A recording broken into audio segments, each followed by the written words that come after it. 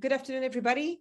So thank you all very much for being here, particularly on a sunny day and an exam day. So there would be two reasons to be somewhere else than here. So, I think, and I know that it shows how dedicated you are to this project. So congratulations. I want to thank our partners, BET, TechEd Católica, and Startup Lisboa.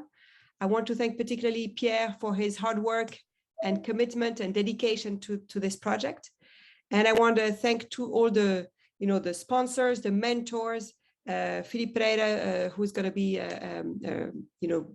sharing his experience with you today, and Bernardo Tavares as well. So, all the people who make it possible. So thank you, everybody. And thank you for the audience for being here. Have a great session. Thank you. Pierre, over to you.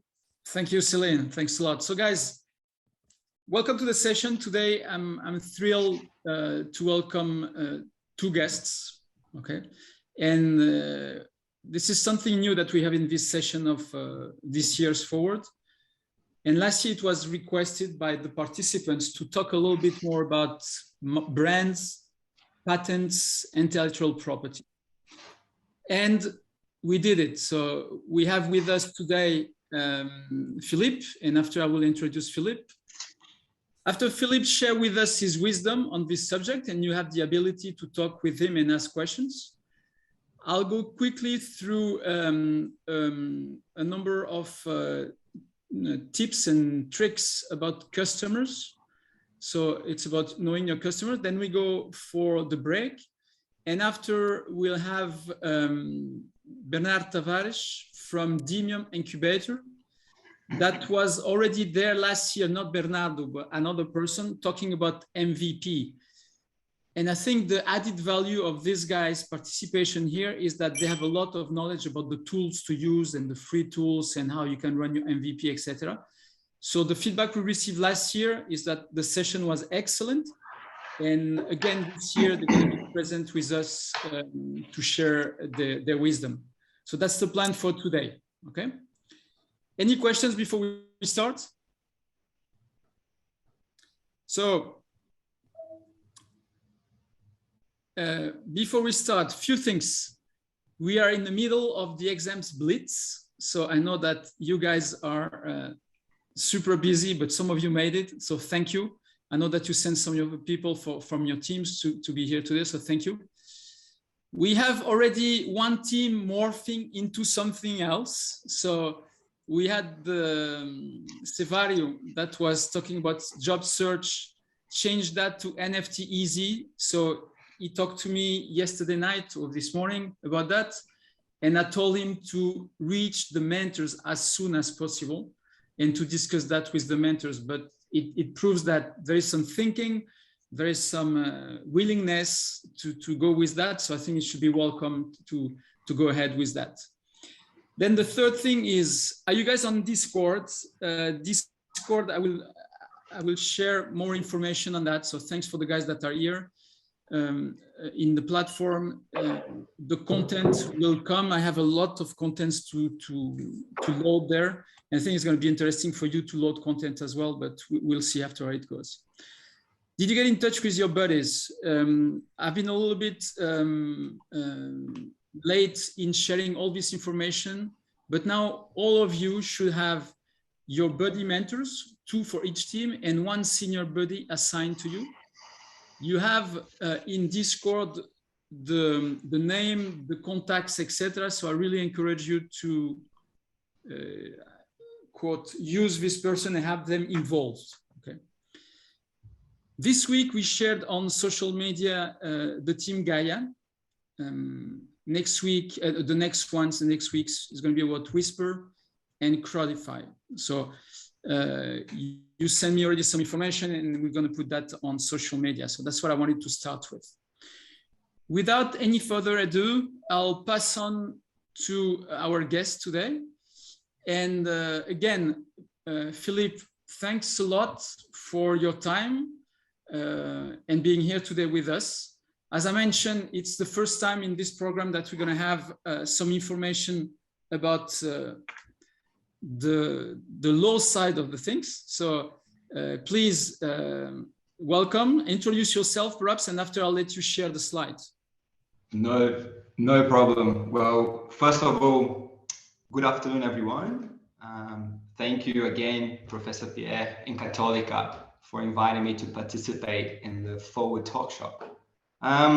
Today I'll be talking about the types of intellectual property rights and how those rights can be used by small, mid-sized enterprises to attract investment from third parties. Before I go into further details, I'll quickly introduce myself. So as Professor Pierre has briefly said, I'm an intellectual property lawyer, and I have worked for international law firms, both in Australia and Brazil. I am now head of IP for a boutique law firm in Lisbon called CLV Advogados. If you allow me, I'll now share my screen. I've prepared a brief power slide or PowerPoint presentation addressing today's presentation. So, why investors care about your intellectual property rights? So, I imagine that if not all, most We don't of see you your slide, sorry, have Philip. at some point of your life thought about opening a business. Perhaps you believed you had finally come up with that breakthrough idea, or maybe you believed that you had identified an opportunity for a new and better product or service.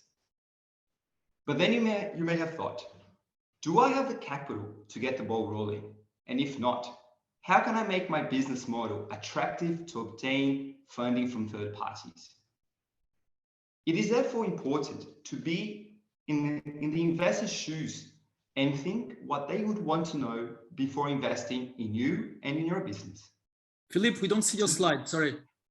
Oh, you don't? No, sorry.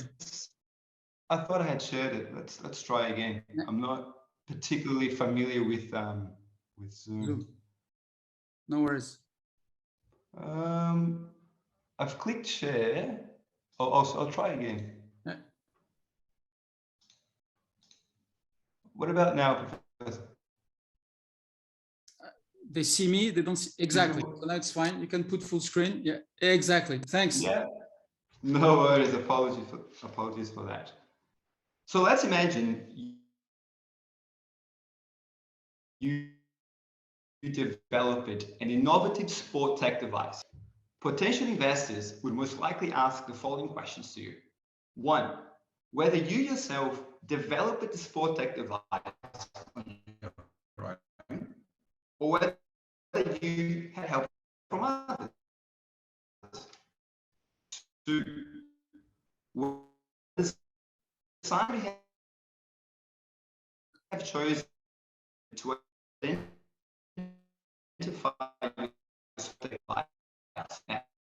I have difficulties hearing. Is that only me or only? No, I think Philippe, your connection's a bit slow right now. Perhaps you can remove the image, perhaps Philippe, to help with.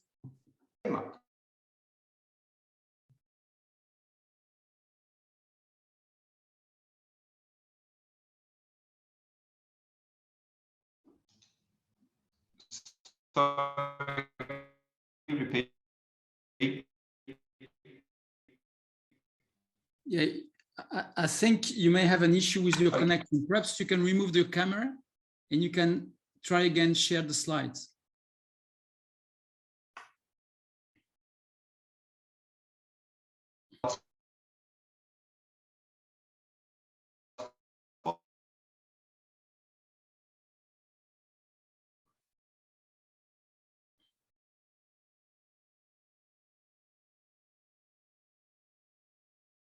And perhaps also you can remove Teams, perhaps. I don't know if you use Microsoft Teams.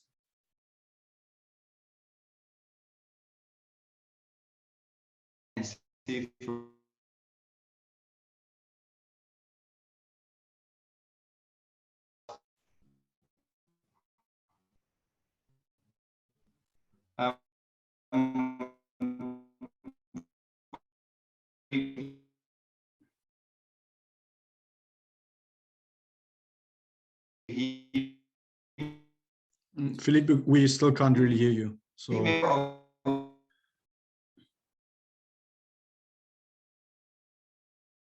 perhaps you can try to reconnect, Philippe, and come back. And I would perhaps suggest, if you don't use Microsoft Teams at the same time you use Zoom, you may want to disconnect Microsoft Teams. What, hello? Pierre, it's working. Maybe Okay. it's better for Philippe to send you the presentation and you show the slides. Yeah, perhaps it's a good idea. Okay, could be a solution. We did show the some slides tests and you before it just was okay. Philippe, can you send me your presentation? Perhaps I'll go with the slide and you talk about the slides. Yeah, definitely. Can you hear me now? Yeah, no, it's excellent. Okay. Yeah, it's because I'm using the 4G now. So let's give one more try. Yeah. Okay, all right. So apologies for that. It's always like that with technical problems. So perhaps you can share your screen again and Yeah. let's do it over. Let's share it again. So share the screen, share. I'm sharing, come here. From beginning. How are we looking now? The connection is solid so far. Can we see it? Yeah. Everything fine. All right, perfect. So I might as well go restart, or at least start from. I'll just go back to the questions that investors could potentially raise in relation to that SportTech device and app that you could have developed. So potential investors will most likely ask the following questions about the SportTech device and app which you may have developed. One would be whether you developed the SportTech device by yourself or whether you had the help of others. Another question could be whether this whether the sign you have chosen to identify your SportTech device and app is registered as a trademark. And three, perhaps, whether you have protected the design of your product and the source code and object code used for your software in your application. Now, you may wonder, why would investors ask those questions? That's because before investing in your business, investors would like to know or would want to know whether you either own or at least have the authority to use the intellectual property rights related to your SportTech device and application. And why is that? That's because investors are all about mitigating risks while increasing profit. To do that, they require some level of assurance that you own the invention of your new SportTech device, that you can stop others from using your invention, and that third parties cannot use your brand or design for your SportTech device and app. With that being said, it is important for us to understand the types of intellectual property rights that could exist in relation to the SportTech device that you have created and the app that you have developed, or at least some of the IP rights that are related to the device and application, and how those can be protected and enforced against others. I will therefore address in broad terms the concept of patents, trademarks, designs, and copyrights. So, can my creation be protected as a patent? First of all, what are patents? A patent is an exclusive right that is granted by an intellectual property office in relation to an invention. With that being said, it is important for us to understand the difference between an invention and a patent. An invention can be defined as the definite and permanent idea that you would have formulated in relation to your SportTech device and reduced to practice by creating it. A patent, on the other hand, would refer to the ownership title you would have over your invention after you obtain registration of your invention. So once you have successfully registered your invention as a patent, you then become the exclusive owner of your invention and have the exclusive right to use it, stop others from using it, or license or sell it to others for a fixed fee. So let's go back to your SportTech device and app. You will probably want to know whether the creation of your SportTech device and app can in fact be protected as a patent. Well, the answer to that question depends on several factors. And in terms of your app, it does involve several issues which I will address shortly. But in general terms, the concept of a patent in Portugal and across most countries around the world can be summarized as follows. A patent is an exclusive right to a product or a process that generally provides a new way of doing something or offers a new technical solution to a problem. With that being said, let's consider your sport tech device that you create. You, as the inventor of that new device, should ask yourself the following questions. Do I believe my device provides a new way of doing something? And if so, how does it do so? Or does the device that I have created offer a new technical solution to a problem? Philippe, Yes. sorry, Philippe, are you still on the first slide, correct? Or you're moving the slides? Yes, yes. So, Okay, Professor, sorry. yes. So my slides are quite short because I haven't had time to prepare. I was overseas the past 2 days. So because of the short notice, I've only done brief slides, if that's okay. It's perfect. No problem. I thought that you were stuck. Okay. No. Thanks. Yeah, it's only because I received a short notice, so I hadn't really time to prepare the slides. But okay. So these are important questions you should ask yourself and be able to provide technical and complete answers to when asked by your investors, your patent attorney, or when in fact preparing your patent application. Some other things you should also consider when assessing whether your sport device can be patented are: does my invention have an element of novelty? And what does that mean? It means, does my invention have a new characteristic which is not known in the body of existing knowledge of a technical field? And this is called prior art, which you may have already heard of. Also, does my invention have an inventive step? That is, a step that could not have been deduced by a person of ordinary skill in the relevant technical field. To answer those questions, it is often highly recommended that you conduct preliminary searches across the databases of patent offices across the world, or at least the patent office which you wish to obtain registration of your patent. A further question you should also ask yourself is, does my invention have an industrial application? And what does that mean? Well, does the device that I have created, can it be used for an industrial business purpose? Or is it merely a theoretical phenomenon which cannot be applied industrially? Assuming you believe your invention for your sport tech device ticks all the above boxes, it is likely that it can be protected as a patent. But the questions, unfortunately, do not end there. You should also consider, who contributed to my invention? Was it just me? Or did I have the contribution of others? Now, if I had the contribution of others, have they assigned their invention rights to me or to my business? And you may ask yourself, well, why is that relevant, Philippe?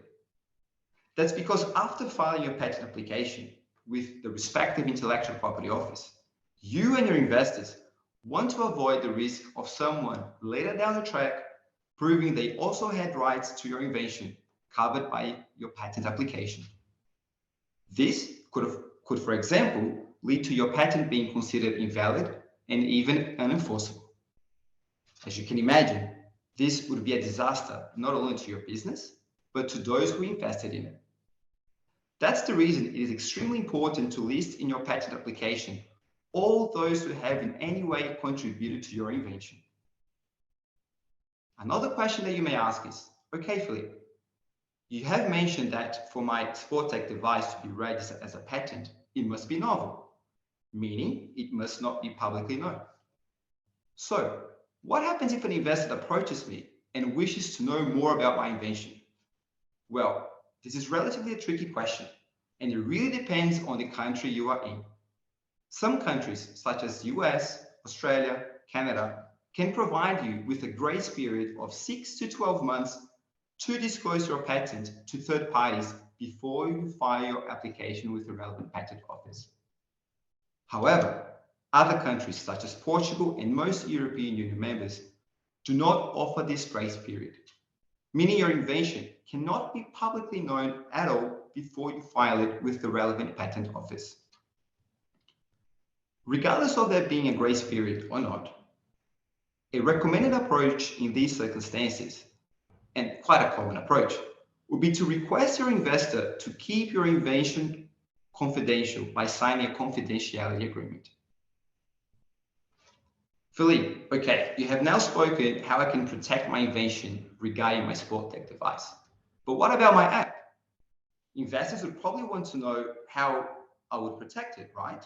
And that's correct. Unfortunately, protection of the software that is used in your app is not a straightforward answer. But in general terms, under the European Patent Convention, a software is not necessarily considered a patentable invention. Under the European Patent Convention, your app would have to contain at least one feature that is considered to be of a technical character. The question then becomes whether your software would be in fact considered a technical character. The concept of technical character is not necessarily clear-cut and has been addressed by case law over time. Case law has so far defined it as a computer program that provides further technical effect. In other words, a computer program that goes beyond a computer's normal behavior. This could therefore be a software that saves computer resources, such as memory, processor time, or energy. However, a software that would relate to cognitive data, which would be the content and meaning relevant to users of your app and what users would see, would not be considered of a technical character under the European Patent Convention. However, this story could be a little different if you were in the US, for example, as the threshold requirement for protection in the United States is a little broader when it comes to patents. In the US, a subject matter can be patented if it provides a new and useful process machine manufacture or composition of matter, or any new and useful improvement thereof. But you may be asking yourself, why is there a pushback in Europe against allowing software to be patentable? Or at least, why is it so hard? This is not a straightforward answer again, but it does involve economic and political aspects. In particular, SMEs claim they depend on software invented by others to provide a better and new technologies, or open source. For this reason, they fear that once a software is patented, they will no longer have access to those software and will no longer be able to develop newer and better technologies. Whether SMEs are right would definitely require an entire presentation itself. Having said the above, and going back to your app, this means that you'd have to essentially rely on other IP rights to protect the software using your app, at least if you're in Portugal or if you're in the European Union. One of those options would be to protect the source code and object code of your software as copyright.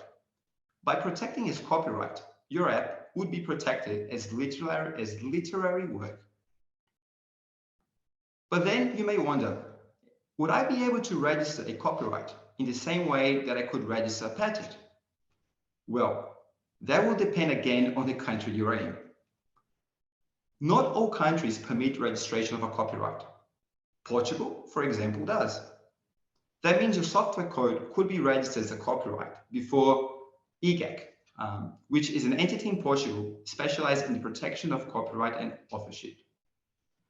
Regardless of your software being registered as a copyright, and as long as software is literary work, it would be protected as copyright from the day you created it until 70 years after death. This means it would be very important for you to keep all tangible evidence regarding the creation of your software kept safe. For completeness, I'll also mention utility models, which are protected in some countries such as Portugal. Utility models are minor improvements of existing products and do not necessarily refer to inventions. For this reason, they are subject to less stringent requirements than patents when it comes to registration. This may or may not be applicable to your case. Now, Moving on to trademarks. Would I need to register my brand as a trademark? Well, you will probably want to name the Sporttech device and app with a name that will be used to identify them from others. That is essentially the purpose of a trademark. That is, a distinctive sign that is able to differentiate your product and services from others to ensure there is no consumer confusion in the market. Under Portuguese and European law, trademarks can consist of words, including personal names, designs, letters, numerals, colors, the shape of goods, packaging, and even sounds. With that being said, the trademark you choose for your newly created device and app could, depending on the case, could either be unregistered or registered. If unregistered, that would mean, as you probably guessed, your trademark will not be registered before an IP office. By not registering, you would not necessarily have exclusive rights over its use, which can be a concern to you and your investors. It is, however, true that under common law countries such as England, Australia, Canada, your unregistered trademark could in fact accumulate rights over time through use and by attaining reputation. In civil law countries such as Portugal, France, and Germany, you as the owner of an unregistered trademark would be able to oppose registration of other identical or similar marks for identical similar products and services to yours within a 6-month period from the date you first used your unregistered trademark in trade and commerce. Now, if you obtain registration of your trademark with an IP office, that would mean you'd have exclusive rights over use of its mark in relation to the products and services you have registered. You would also have other rights, such as the right to stop others from using signs either similar or identical to yours, as well as have the right to license the use of your trademark to third parties. Based on the above, and as you can imagine, it is always best to obtain registration of your trademark. Now, let's say you have chosen the name Dolphin as a trademark you are going to use for your Sporttech device and app, and you now wish to register as a trademark before a trademark office. You will now have to think about the products and services you like your trademark to identify. To do that, it is important to determine which products and service you either currently provide or intend to provide in the future under the Dolphin trademark. We do know that so far you have developed a Sporttech device and app, but are you also going to provide other types of products and services under the Dolphin trademark? And why is that important to consider? That's because once you file your trademark application, you will not be able to extend the goods and services covered by it. But at the same time, it is also important to note that if you do not use your trademark for all or some of the products and services covered by your registration, you may lose it. That is because third parties can claim you have not used your trademark for products and services covered by your registration for a period of over 5 years. Now that you have decided on a name for your trademark and products, it is also important to consider the following issues before filing your application with the trademark office. Are the words that I have chosen for my trademark in any way descriptive of my Sporttech device and app? And what do I mean by that? I mean that the words you choose for your trademark should not describe the kind, quality, or intended purpose of the Sporttech device and app. This is because it would be unfair, for example, to grant you exclusive rights over the use of terms such as software or technological and forbid your competitors from using those terms for identical or similar products. The second question you should ask yourself is, are there third parties with prior trademark rights who already use an identical or similar mark to mine? This is because others who have prior rights to the use of an identical or similar mark to yours can in fact stop you from using your trademark for your Sporttech device and app, for example. This is something that definitely you and your investors would want to avoid. So how can you determine whether others are using a similar trademark to yours for identical similar products or services? Well, there are a number of resources that you can use, and these include conducting searches at databases of trademark offices, such as the database of the Intellectual Property Office of Portugal or of the European Union Intellectual Property Office. You can also conduct general online searches by using search engine machines, such as Google. Conduct searches across social media platforms like LinkedIn, Facebook, Instagram, and WHOIS searches to identify whether there are any registered domain names that use your trademark. Preliminary searches are often conducted by IP lawyers, and it may be the better approach to hire one instead of you doing it yourself. It may also be that you have not only come up with a word mark for dolphin, but you have also created a logo for your dolphin trademark by using the word dolphin in combination with shapes and colors. You may then ask yourself, Philippe, is it preferable to obtain registration of the word mark or the logo or both? Well, that really depends. If you are perhaps low on budget, it is preferable to go ahead with the word mark and perhaps leave the logo for a later stage. The reason being is that the word trademark will give you stronger trademark rights in comparison to the logo. For example, the word trademark will allow you to stop others from using your trademark in any way, including with variations such as stylized versions or with additional elements, as long as those elements are not sufficient to differentiate them from your trademark. If you obtain registration of the logo, that would mean you will have to use a logo as registered in the register, meaning you won't have trademark rights over just the word dolphin, but you will have trademark rights in relation to your trademark as a whole.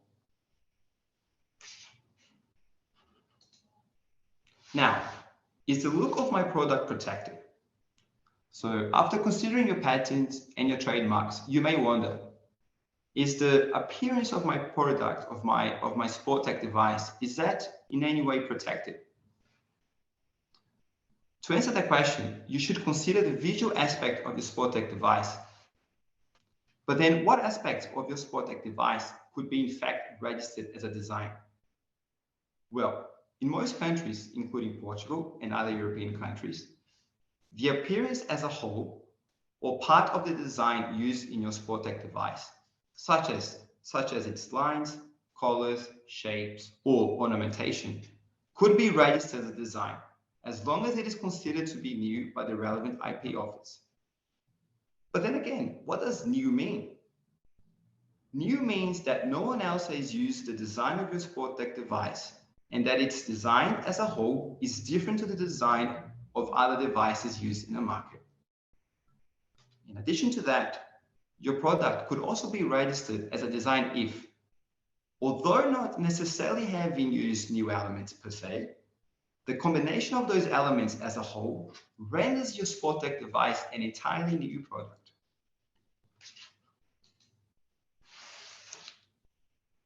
Now that you have come up with your invention, decide on your trademark and design, it is necessary to determine where you wish to register and how you register them.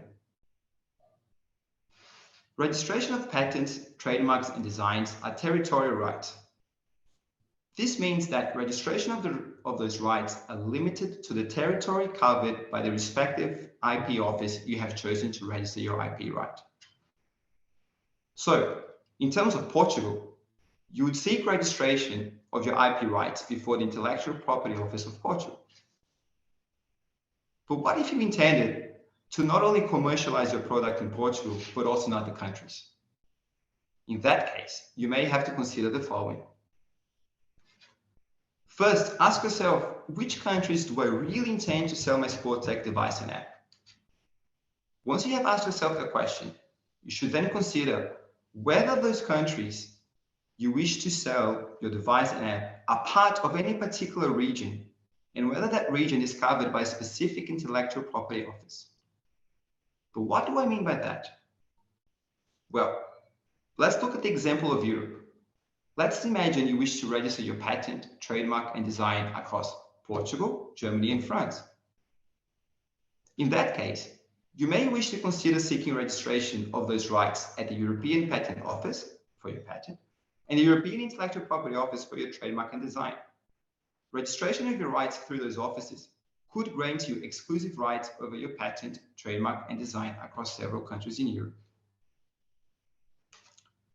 But let's say your plan is to also sell your SportTech device and app, not only across Europe, but also in countries located in South America, North America, and Asia. How do you then do that?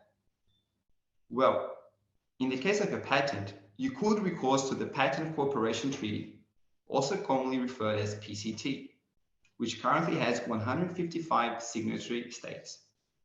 As for your trademark, you could recourse to the Madrid Protocol, which has over 100 signatory states. And as for your design, you could recourse to the Hague System, which has 93 signatory states.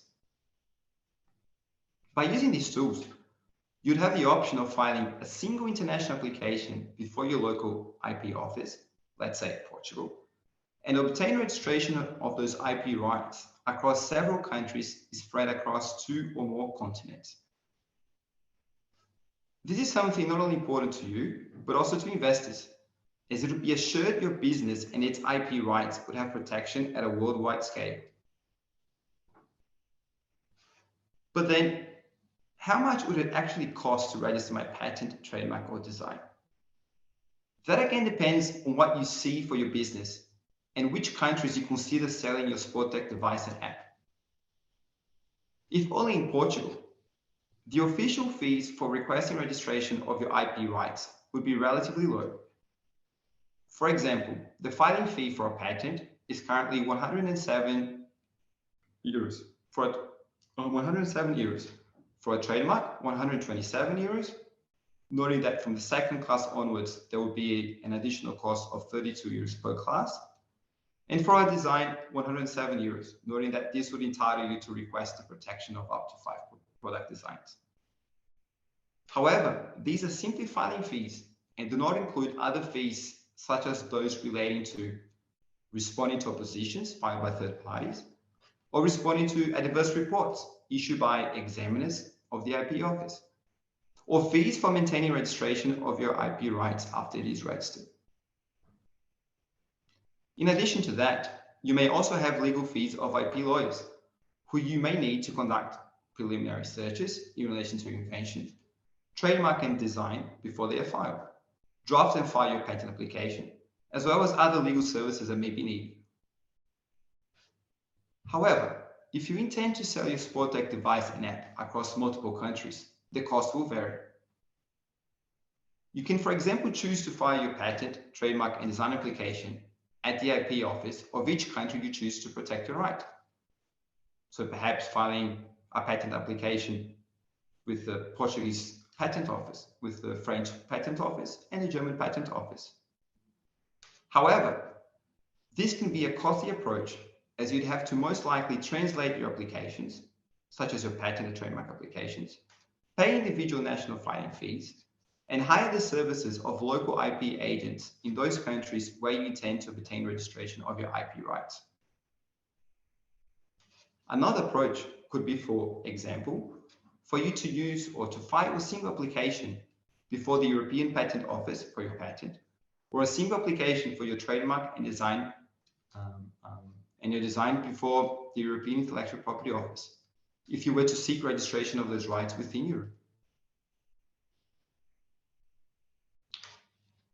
If outside of Europe, you'd be able to rely on the PCT for your patent, Madrid Protocol for your trademark, and Hague System for your design.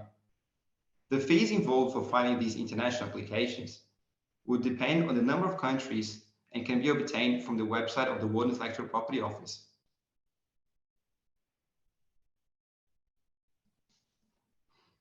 Okay then, but then how long does it take to register my IP rights? That again will depend, but let's say you want to obtain registration of your IP rights before the Intellectual Property Office of Portugal. This would mean that you could register your patent in approximately 21 months, your trademark in approximately 4 months, and your design in approximately 3 months. These timeframes, of course, assume your applications do not suffer objections from the examiner of the IP office or oppositions from third parties. If you are successful in registering your patent in Portugal, your patent will be registered for a total period of 20 years, which is not renewable. Your trademark for a period of 10 years, renewable for further 10 years as many times as you wish, and your design for a maximum period of 25 years. So let's say that you are now in the process of registration, or perhaps even obtain registration of your IP rights related to your Sportec device and app in Portugal or other countries. What does this mean to you and your investors? Well, for you, it means that if you obtain registration of your IP rights, you are now the exclusive owner of those rights. This means you can now stop unauthorized parties from using your IP rights in the countries or regions you have registered them. For example, in terms of your patent, you can stop others from selling, supplying, distributing, infringing products. As for your trademark, that means you can stop others from using identical or similar marks to your registered Dolphin trademark in relation to identical or similar products. And for your designs, that also means being able to stop third parties from using infringing products.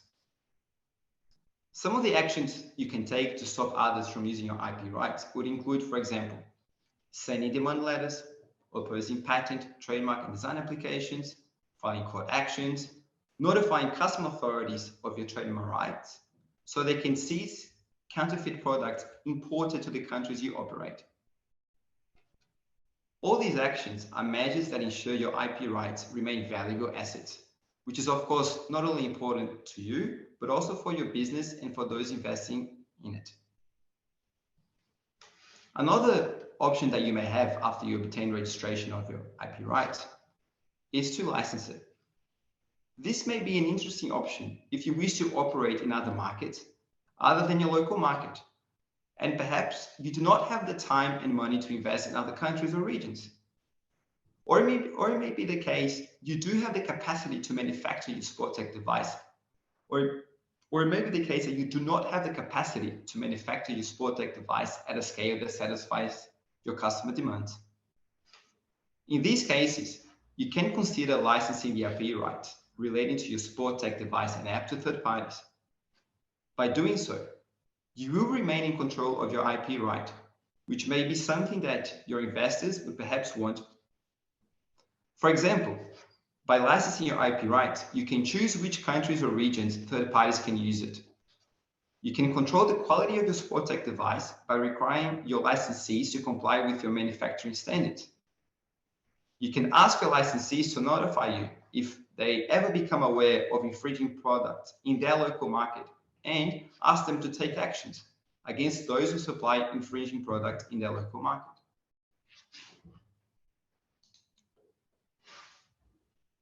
As you can see, your Sportec device and app would have involved several IP rights.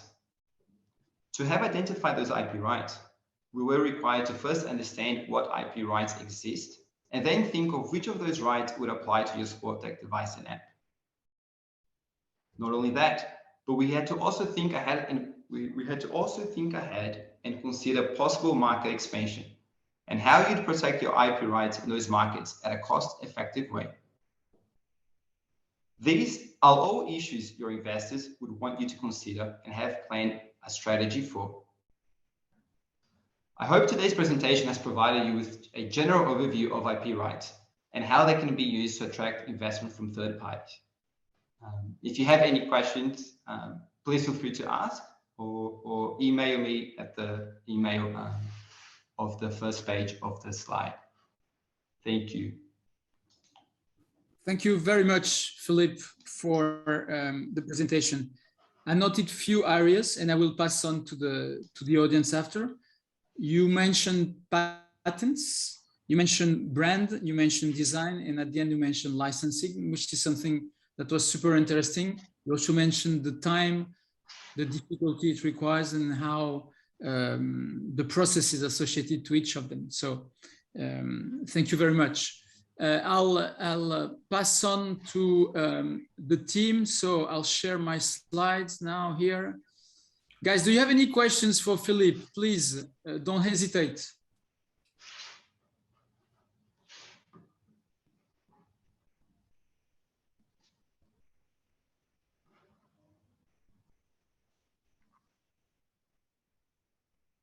I have one question, Philippe. Perhaps after people will pick on that. On the licensing, when I decide to license my IP, it means that prior to that, I have done all the steps that you mentioned, or only some of them. So can I license only by having the brand protected, or do I need also to have a patent? I would preferably you'd have registration of those IP rights. I mean, if you don't have registration of those IP rights, you are always subject to, for example, your trademark application not going forward. And then if your trademark application hasn't gone forward, you lose the exclusivity of using that trademark for those goods and services. So if you have a license to a third party, of course, that third party can continue to use it. But then the value of your trademark perhaps loses value because you can't really stop others from using a similar or identical trademark. And then if you can't stop others from using a similar trademark, again, your trademark can lose value by becoming, commonly used by others and so on. So going back to your question, yes, you can license it, but it would be, preferably you'd want to have your IP rights registered when you license it. Okay, thank you.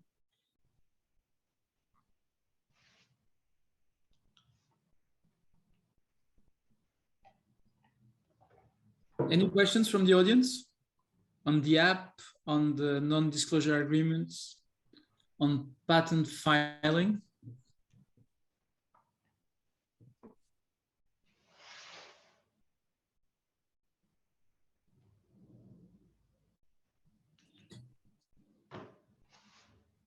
So perhaps I have one more, and after I'll let you go if we don't have more questions. Is that common for people to register design? Actually, when we talk about design, my question was, it's a physical design. It's not an app or website design. Is that correct? Yeah, it's a physical. So for a product. So let's talk about. I think Apple's a really good example. Apple they essentially registered all of their designs from the cable to the device where you can charge a phone to the physical appearance of the phone. Now whether it is necessary, again, it really depends on costs. I think if you're low on budget and you have to prioritize which IP rights you like to register, I would put trademarks up there. And why is that so?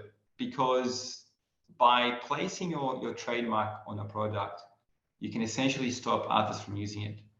Now, with a design, sometimes there's a fine line between being able to differentiate your design from others. A phone screen can only look in so many ways.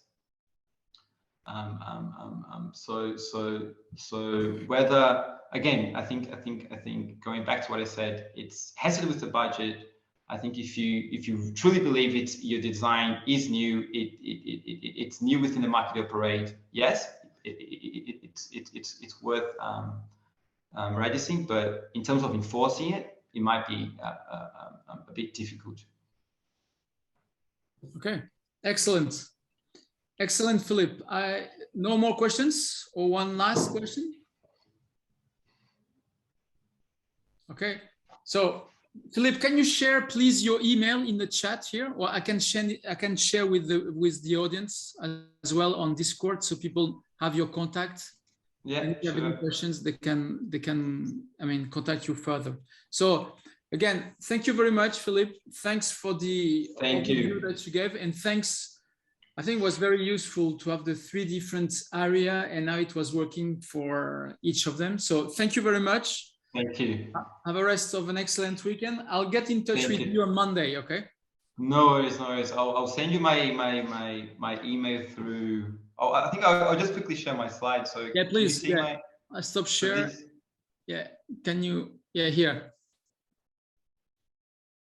So that's my email address and my contact as well, my phone number, if anyone wishes to contact me as well. Excellent. Okay, thank you guys. Have a lovely Saturday. Thanks a lot. Thanks for your time. Take care. Thank you. Bye-bye. Thank you. Bye. So guys, thanks to Philip again. Thanks for his participation. I hope it was useful. So I ask you for feedback after to tell us what you thought about the session and how you could use that for your startup. So moving on, it was the thank you for Philip. I'll take on the stage for the next about 25 minutes, and I'll talk about customers. So this presentation is usually the one that I give in an accelerator called Techstars. They had 2 sessions here in Portugal with some of the startup, and this is the part of the slides that I gave on customer discovery. Okay, so for the next 30 minutes before the break, we're going to talk about that, about customers. And usually what happens is that you want to know who are your customers, because this is the ones that will make you will make you rich eventually, or especially will pay your bills. And you want to know who are the ones that will want to spend time or cash with your products and services. But the thing is not to know them now, is how did you get there? What's the process? And I'm sorry to tell you about that, is that mostly from what I've seen in programs like Techstars, even if they're mature startups, other programs, is that mostly you are assuming or you're guessing about your customers because you didn't go and you didn't apply a methodology to help you get to these customers. So this is what I want to share with you. Currently, what, oops, let me get here on that here. So one of the big issue that we see usually is the founder team is focusing on the solution and spending all the time on building the solution and none of this time on finding who the customers are. And that stuff is not only for startups. I'll give you an example. In the late 18th century, the biggest ship was built to actually sail with 4,000 people from UK to India. It was a technological feast to make this boat, to build this boat. The problem was that it was never successful in terms of economic, endeavors. They were able to build it.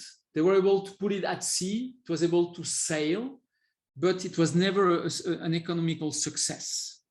Okay, why? Because they didn't really understand who would buy that, who would be using this boat and the rationale and etc. and etc. So I want to highlight that sometimes we can build it, but it doesn't work.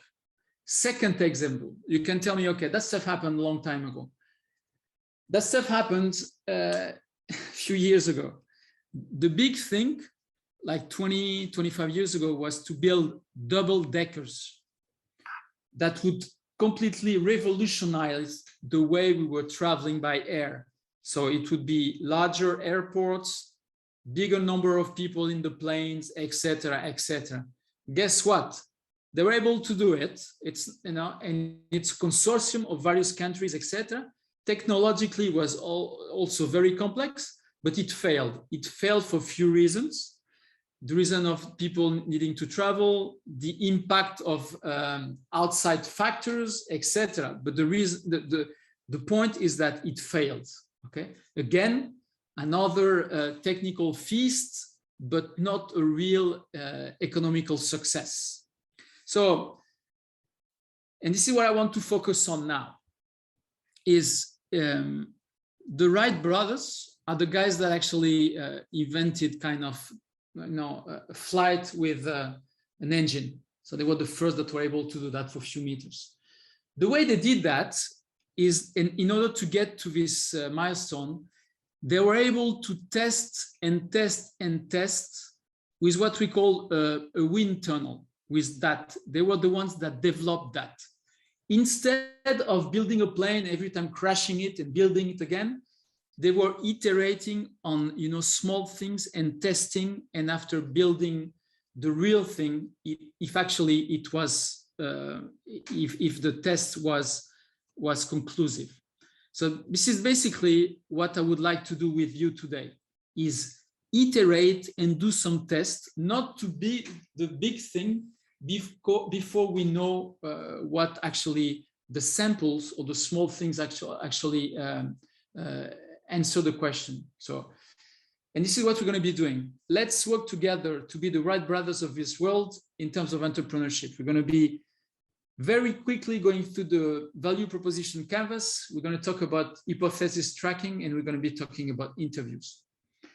In the meantime, there's a book that I recommend, and I pass that too quickly, is The First Smile from Scott Anthony. This book is a treat. It's very well written. It's super interesting, and there's a lot of examples. And it's basically where I took this example here. And the first smile is really where you are now, between the ideation until you get into the market and you have traction. So I recommend, if you have time, to get a look at this book. So you have heard about that. I don't want to touch it. I don't want to go back to that. What I want to focus on, the blue box, which are the customer segment, okay, and the value proposition. And this is really, even the guys at Techstars or any incubator, they spend quite a lot of time doing this validation. And how do they do that? They use the value proposition canvas. In the value proposition canvas that you have here, it's basically looking at the customer profile and the value proposition. And in the slide that I will share, you have a little video here about that to explain. But what I would like to highlight is that you should, and I recommend that you do this exercise. You look at the customer profile and you identify the customer job, basically what the customer wants to do with this problem. What are the pains and what are the gains that he currently has? So let's take an example on that. And imagine that I have kids at school, and I'm always picking up them late after the day of school. So my customer job here is I want to go get my kids on time. Another customer job is, I don't want to feel ashamed with the other parents. I want my kids to be happy, etc. So there's a number of customer jobs. So if I look at Crowdify, or if I look at Whisper, or if I look at WePaddle, WePaddle, the customer job would be here, I want to get a court, I want to have people to play with, I want to have people with the same level, etc. So here you would list the customer jobs that you have. Then after you would pass on to the pains. What are the pains that these people currently have? So if I use, the guys from WePaddle, the pains are, it's difficult to book, it's difficult to find people to play with the same level, and etc., etc. So you could list on a number of pains here. Then you would have the gains. The gains would be, I'm expecting to find in an easier way how we can get a court, how we can find people, how I can get better at my sport and etc. So here, there is an exercise that I encourage you to do, is to work on this customer job, pains and gains.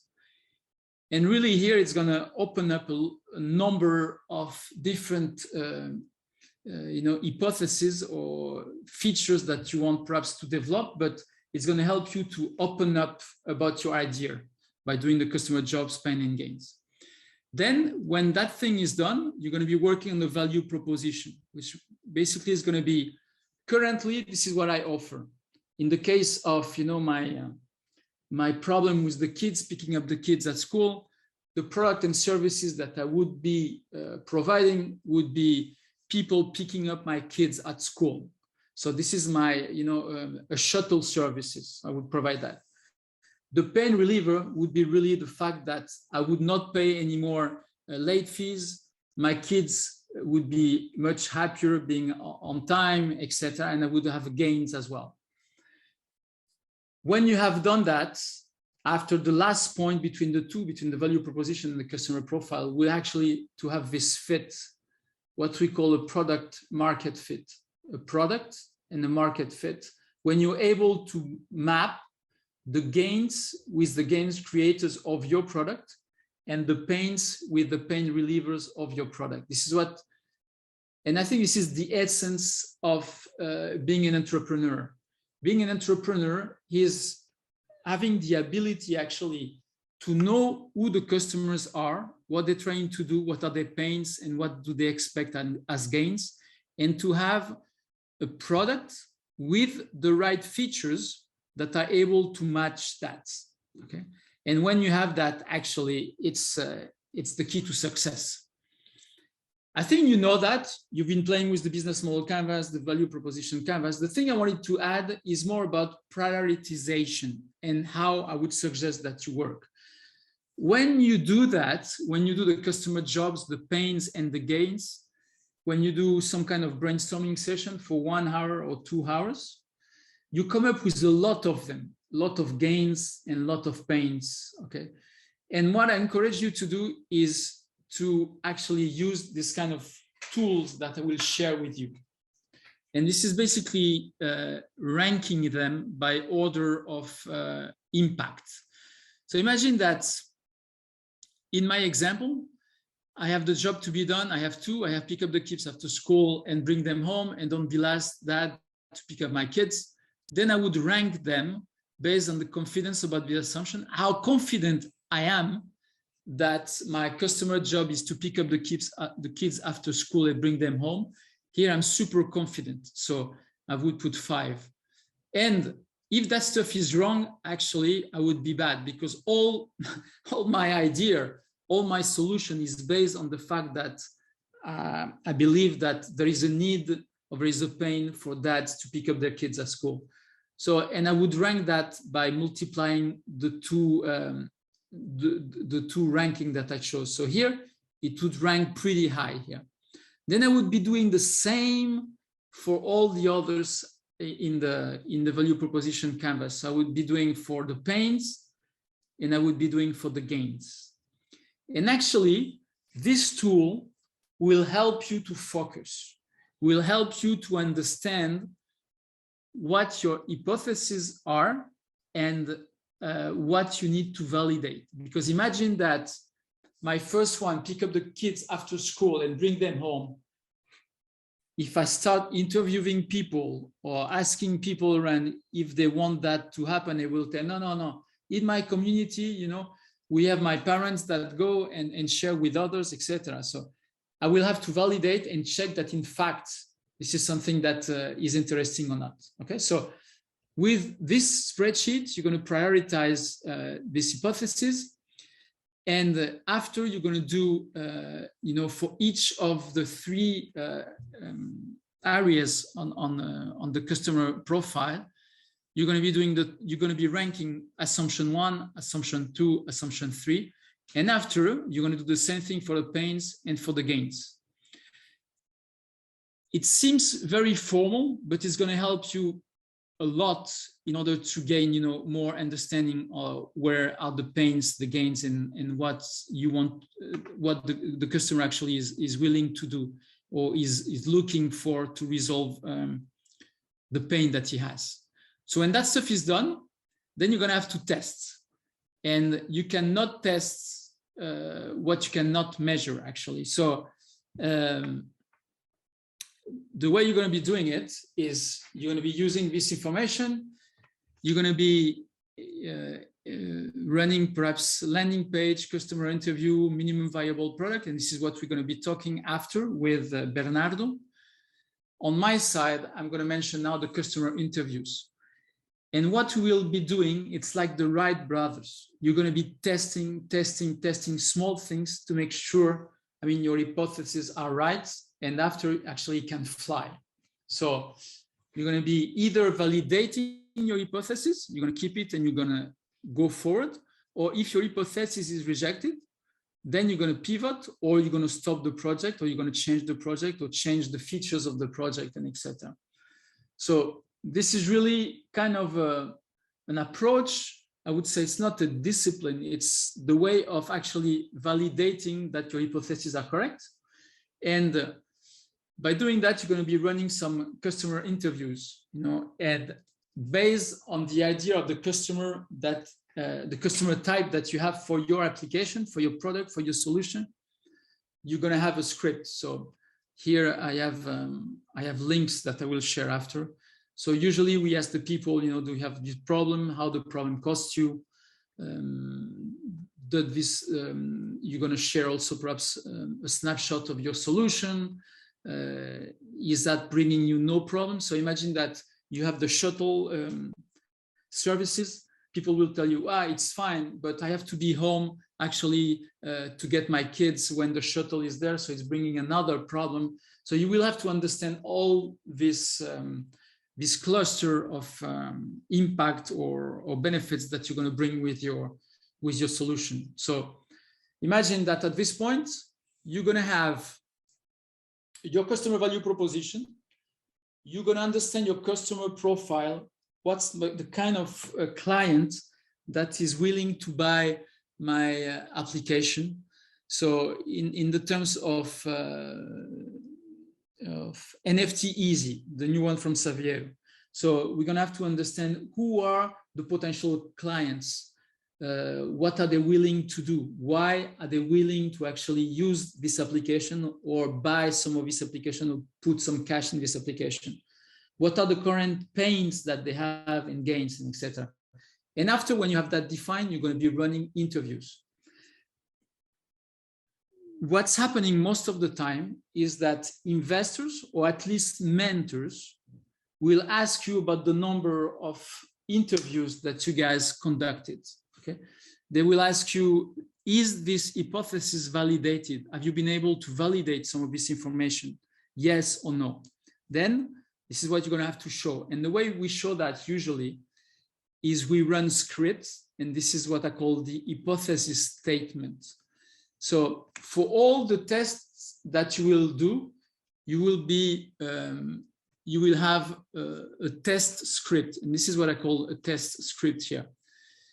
Here, the name of the version is coming from the first version of the value proposition canvas. You want to test the pains, and the priority is high. And basically, based on my ranking that I had in the Excel spreadsheet, I wanted to check that it was important for my customer profile to pick up the kids after school and bring them home. I decide to do 20 interviews. I say, if I have 20 interviews done, then it's going to give me a good level of understanding if it's correct or not. Then prior to running these interviews, I'm going to say, if I have 70% of these interviews confirmed, then this is fine. Then I'm going to say, I will be running these interviews perhaps at schools, when I have parents around, or with the circle of my friends that have kids the age that would benefit from this product, etc. And then I would start interviewing based on the interview script that I defined previously. And then I will have an answer, a result. Either it's validated or not validated. And in this case is it's validated if 70% of the people interviewed confirm this pain. If not, less than that, then it's not validated. Here, it means is that only 20% of the interviewed people agreed it was a pain. What does that mean? It means that most likely my product doesn't have traction. My solution doesn't have traction, even if I was assuming, you remember the word I used, I was assuming that my client actually wanted to have that. It's the same thing for the boat that I showed you in the first slide. They were assuming that they had a huge market of people that wanted to travel nonstop from England to India. They were also assuming in the case of Airbus that you would have people that would like to travel this kind of airplanes for this kind of routes and etc. Or that they were assuming that airlines actually would be looking at these planes as the next wow things to do air travel. And it's not the case. So it's the same thing for me. With that, I'm just now concluding that my application actually doesn't have any interest, and either I pivot based on the information I receive from the interviews, or what I'll do is I kill the idea. And I really encourage you to do that first thing as soon as possible, is to run some interviews to validate and be able to share with the mentors, with your buddy mentors or your senior mentors, or with the industry mentors that you're going to have next week, that you've been doing some validation. Not doing validation is not really something that's going to help you. So I'm not here to force you to do that. I think you guys are in this program, are providing you some tools, but I think it's interesting that you're going to get some validation done on your side to better understand your customer segment. Okay, so this is what I wanted to share with you. I'm going to open it up to questions now. If you have any questions on this validation or on the slides that I just shared. Questions? Yeah, maybe a quick question from my side regarding, let's say, hypothesis, for example, for customers' willingness to pay. Because, for example, I could imagine that if you test your hypothesis and ask the customers how much they are willing to pay, it might differ what they say and what they would actually then pay for your product in the aftermath. So do you have any tips for that, how to differentiate? Sorry, I was muted. So my tip is the following, is you can ask that, but I think the best thing to do after would be a landing page with A/B testing product. So you will have a landing page. So you will have your information from the interviews, Timo. You would see that the bell curve is going around between 40 to 50 euros in terms of pricing. Then what you would do A/B testing on the landing page, and you would put different pricing. You would have, and people may choose or not, and you would see what people choose effectively, if they just choose the lower price or the highest price. And this is how you would cross-check that this information is correct. And Bernardo will talk about A/B testing and about landing page as well, okay? Because there's a bias when you do the interviews that people usually, there's a tendency to choose a higher price. And after, when they're faced with the decision to buy, they actually fall back to the lower price. So you have to be careful about that when you do this kind of interviews, okay? Other questions? Hi, I would like to ask one question. I am in the team with Tonchi, and I'm asking, let's say we are now speaking about customers and their needs and pains and gains. But for example, if we are developing a two-sided platform, but it includes both sides because it's an exchange, then what are the tips, let's say, how to interview companies who may be joining such a program, because it's different to, let's say, interview big company who would be part of that in the future? What are the tips how to approach them, how to maybe organize a focus group or something where you could learn about their pains and gains as well, B2B pains and gains? Exactly. It's an excellent question. I don't know who talked. I didn't see the person talking. Who was No, that? my camera is off, but I'm It's Valentina. Okay, Yeah, sorry. Valentina Yeah. from Croatia. Yeah. So this is a good question. And it happens a lot. If you have a marketplace, you should be doing that for the two sides. You should be doing that for the final customers that you imagine, that you assume would be buying your product through the platform. And you also want to do that with the B2B or the providers that are going to buy that. So usually what I suggest is for the ones that are selling to the business is to do the customer profile with the purchasing department people. So I would be doing that. My customer value proposition would be for the purchasing department person. So imagine that you're selling this app to companies that have to resell to clients or customers like me. You would be doing two types of customer value proposition. You would be doing one for the B2B, for the companies, and one for the final customers. Okay. I have an examples that I will share with you about Airbnb. So on Airbnb, you have two types of people. You have the final customers that enter the apartments, and you have the ones that have the apartments. They have different needs. They have different pains and gains. And in this kind of marketplace, we have to do both of them. Okay, Valentina? Yeah, thank you. Yeah. And I'll share that there is a case on Airbnb. There is also Ryanair examples, and I'll share that with you. Okay. Thank you so much. Appreciated. Yeah. Other questions?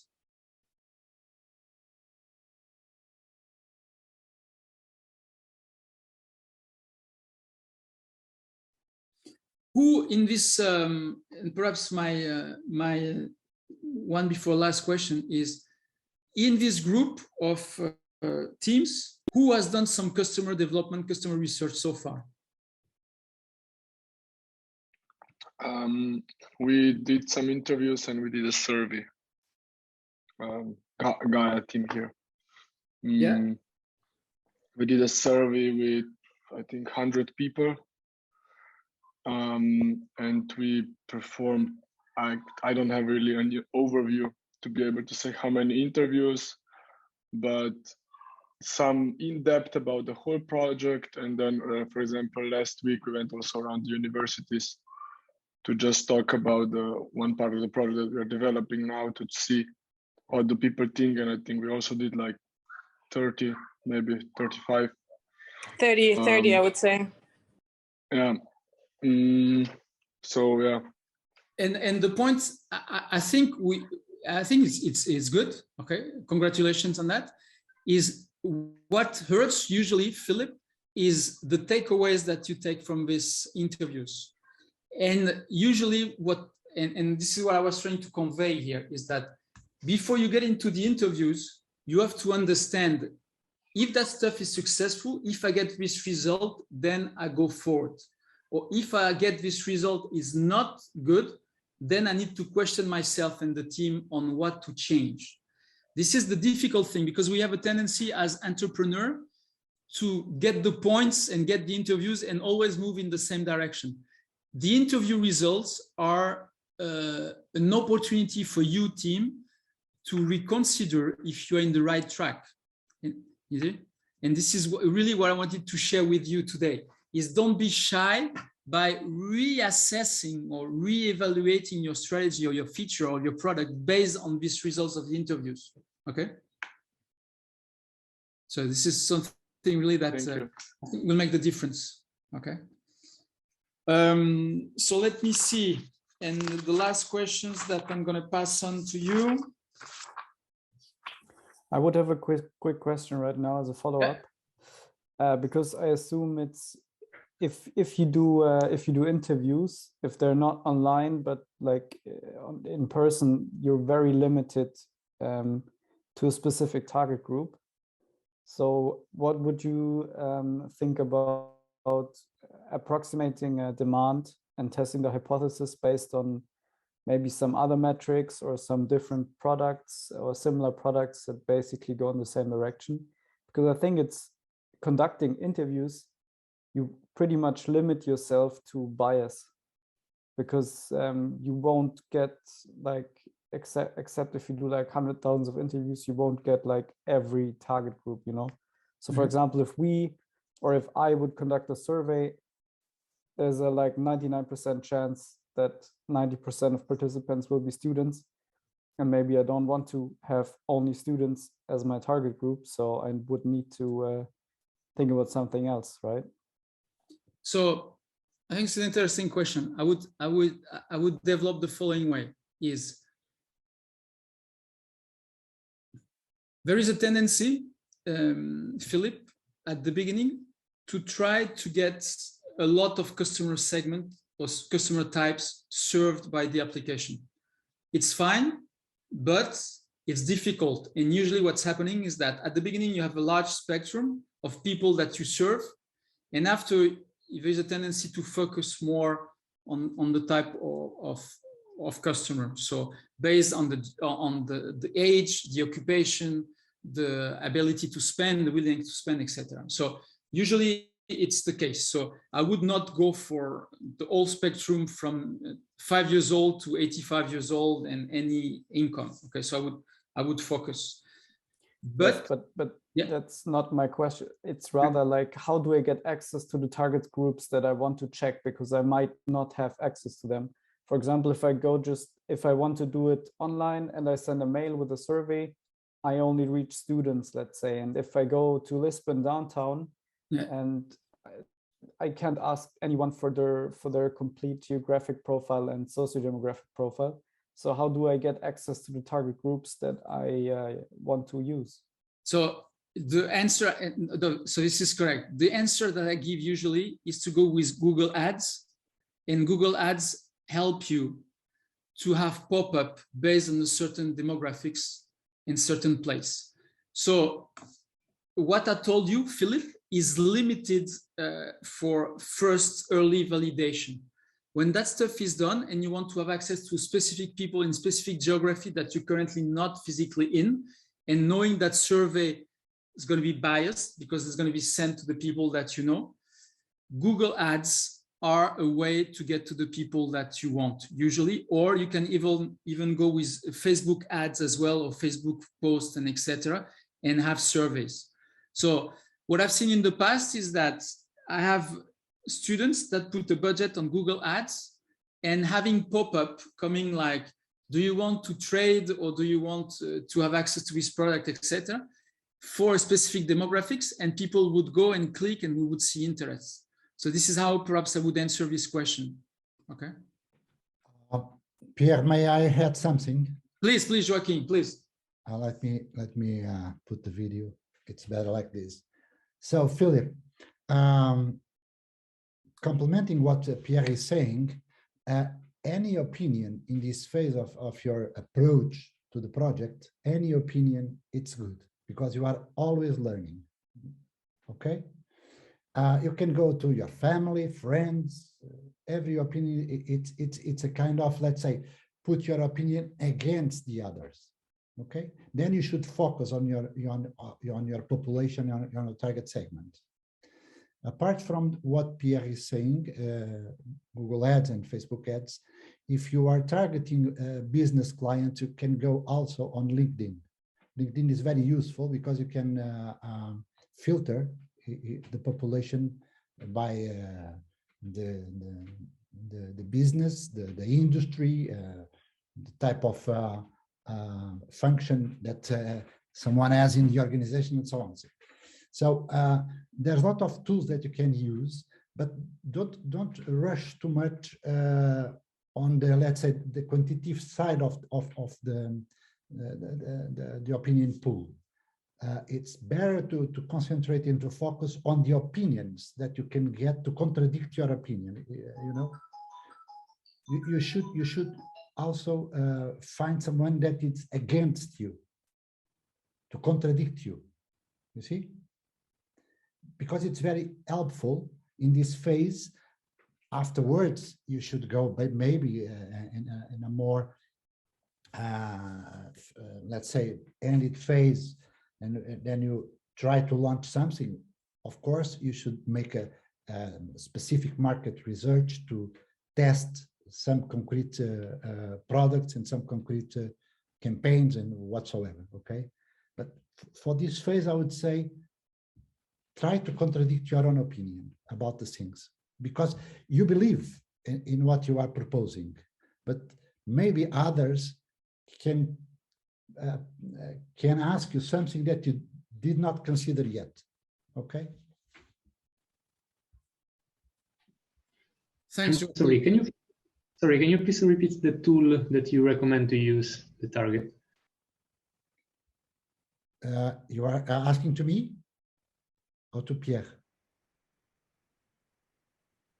I said the LinkedIn. You can use okay. for B2B, okay? B2B. And maybe for B2C could be also used, okay? But in a way that LinkedIn is more professional database than Facebook or whatever. But you can also target people on. I'm answering a lot of surveys. Guys like you pose in LinkedIn messages to me. They try to connect to me and then they ask, "Do you mind to answer this questionnaire?" Why not? Yeah. So we can. I mean, and you have all the world to pose a survey. You can ask people from China to Brazil to India or whatever. They are all there. It's a very nice tool, LinkedIn. Thank you. Thanks. Welcome. I think, you know, what the purpose of my few slides today was, do not believe at this point that you know all your customers. I would really encourage you to go and open up and double check some of your assumptions. You know, check 2 or 3 of these fundamental assumptions to make sure that you're in the right direction. That's all I wanted to share. I'll share also some tools, but don't go and rush in developing already the solution, assuming that you know the customer, because we have so many examples of good people, excellent technical people, excellent business people that go forward, they put that on the market, and at some point they feel perhaps was not the right feature to put now, or the right segment. I just want you to just think about that, keep it here, what we say in Portuguese, keep it behind your ear, and take it further perhaps to validate, because it's gonna save you a lot of time further down the road. So thanks for that. We're gonna go for a break. It's 3:30. We're gonna be back at in about 15 minutes. So let me do that. Oops, here. Let's go back and we're gonna be talking about MVP. So I'm thrilled we're gonna have on board Bernardo, and we're going to be discussing about your MVP. So guys, have a cup of coffee, tea, stretch your legs, and be back in about 15 minutes. Thank you. Bye-bye.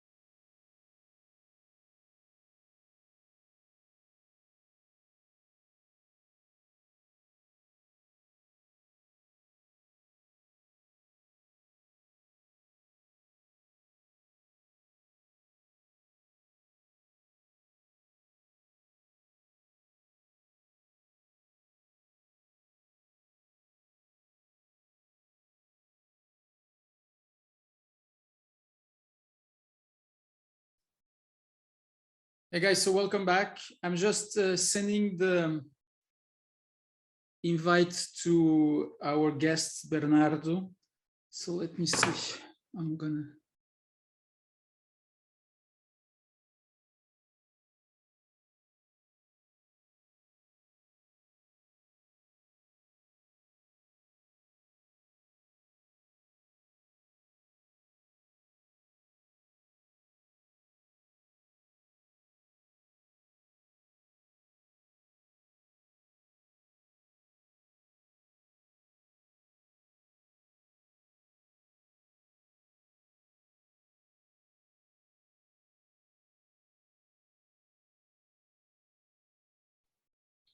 Okay, so here we are.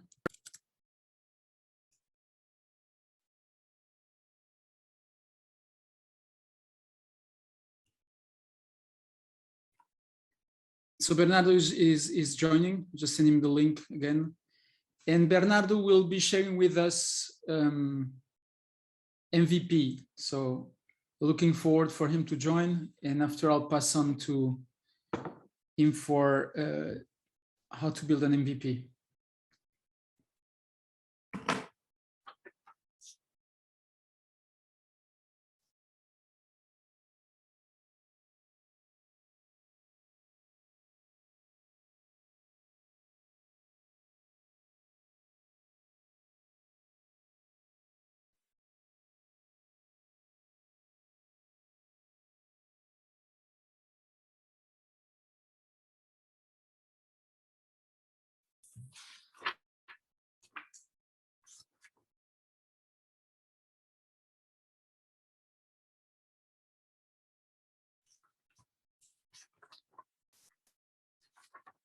A question for Saverio, if Saverio is online. Are you online, Saverio? Yes, I'm here. Yeah, I will answer your email after on the mentors, okay? I didn't have time to check yet. Ah, okay, no problem. Thank you. Okay. Yeah, I'll do that.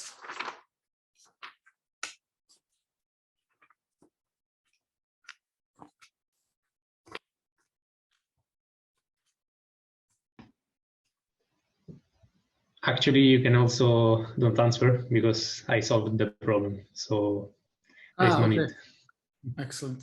Okay, so I'll get Bernardo admit.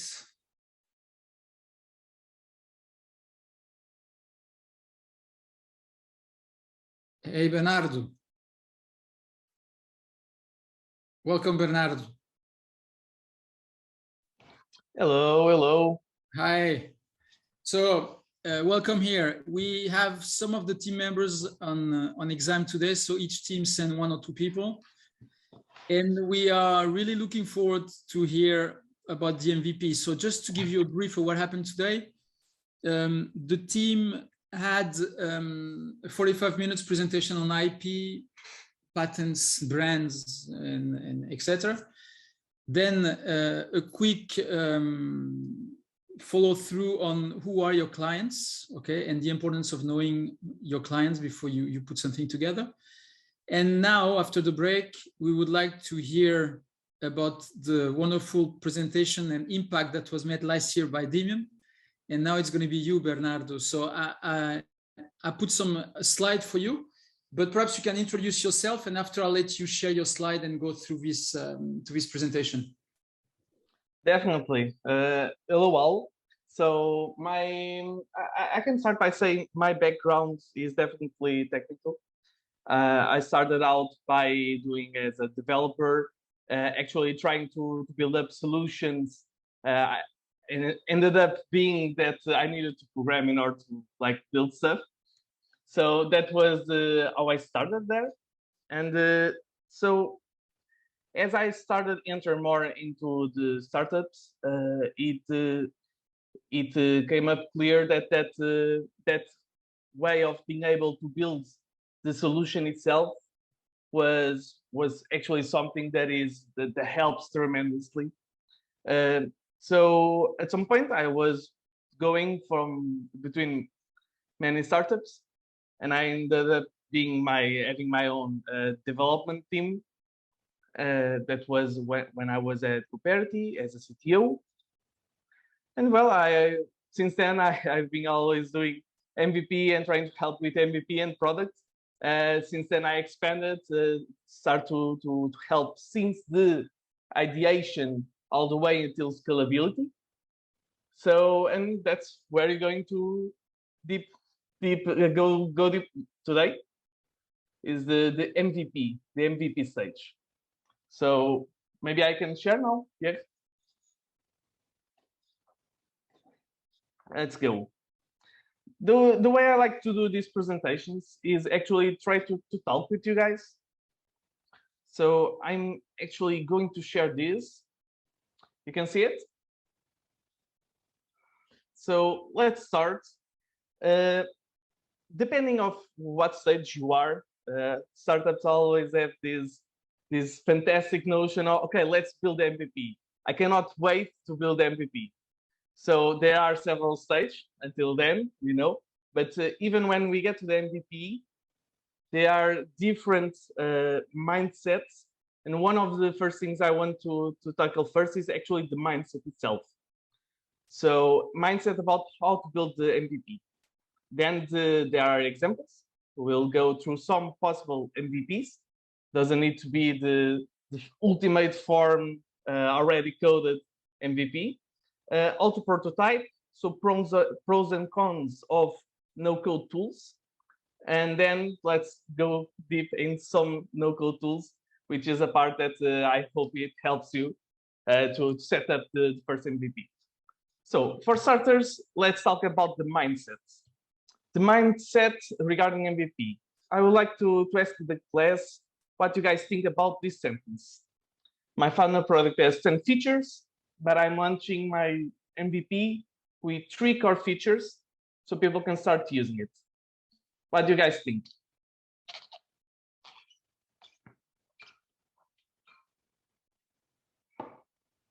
Come on, don't be afraid of turning off your mic, turning on your mic. No wrong answers. What do you guys think about this sentence?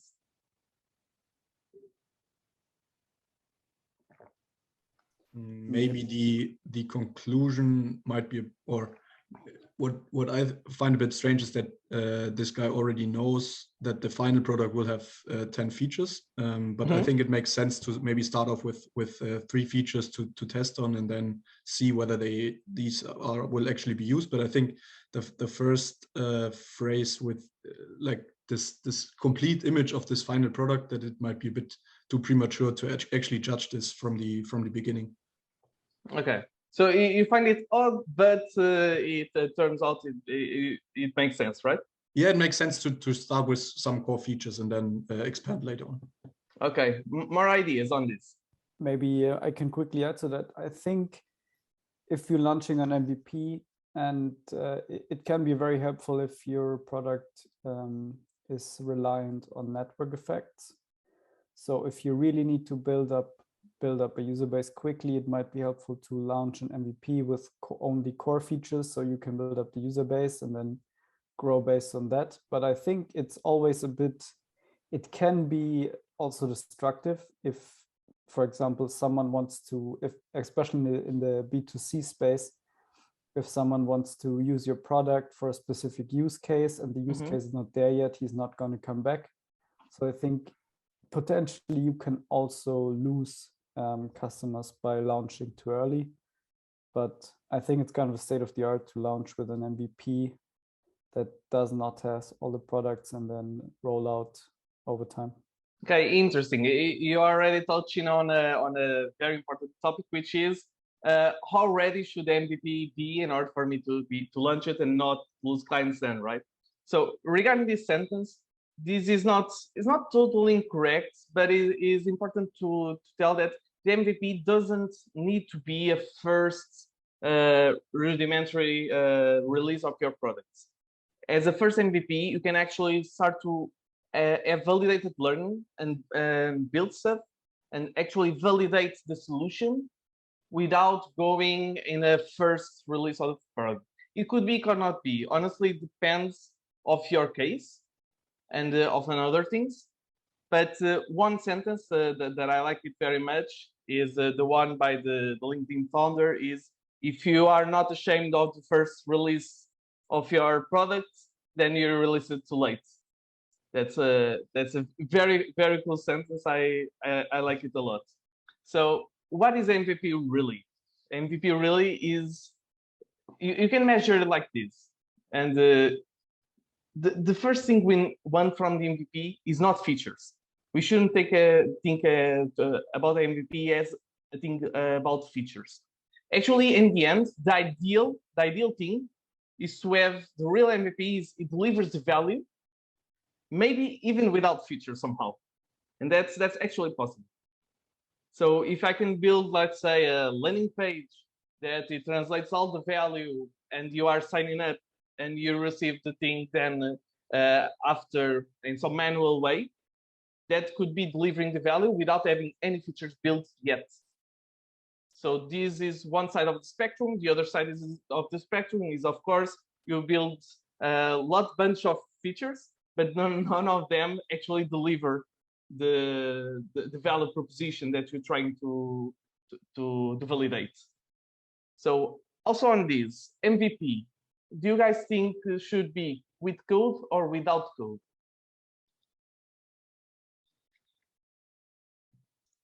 I think you could start off with something like a Mechanical Turk, where you just build either a landing page on let's say a white label product, or just start off in a workshop where you just put things on paper and draw something to first validate.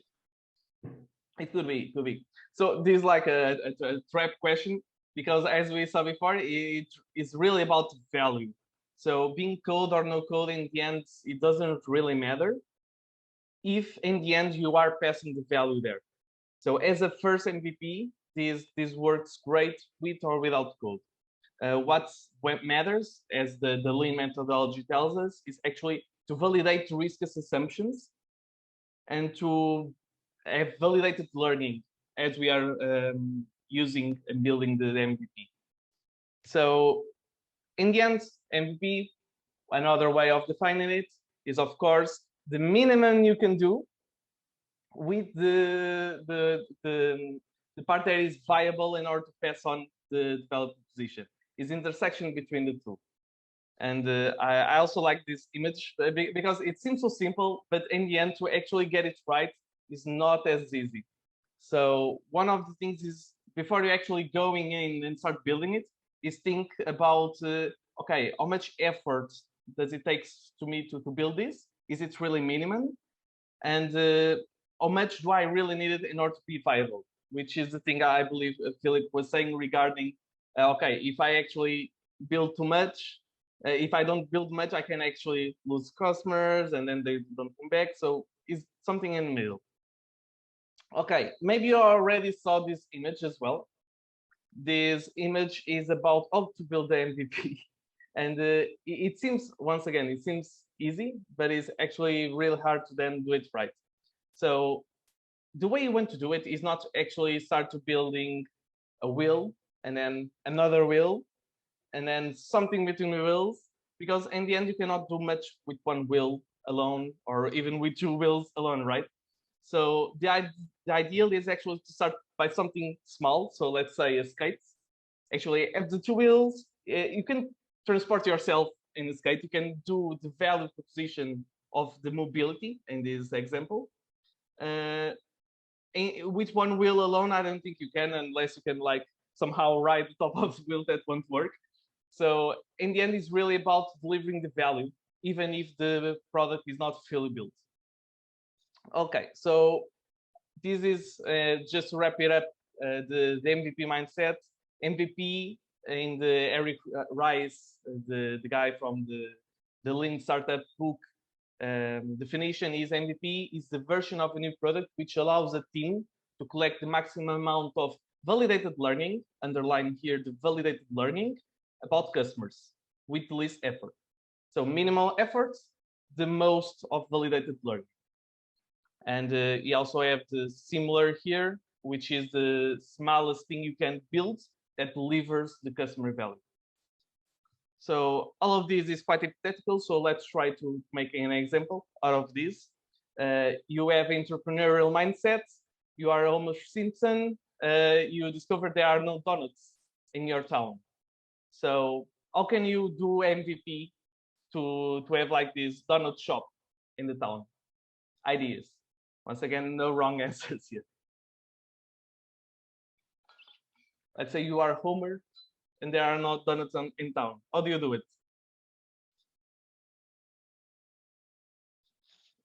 You might not start with the real physical location, like the real brick and mortar shop, but maybe start off with like a carriage or some small shop on the side road on the pavement, and start selling shops from your donuts from your cart maybe. And I maybe like you it, like just a mobile thing. go to the next town and buy a bunch of frozen donuts and start defrosting them and selling them. So people start. I like it. I like it. Yeah. So all valid ideas.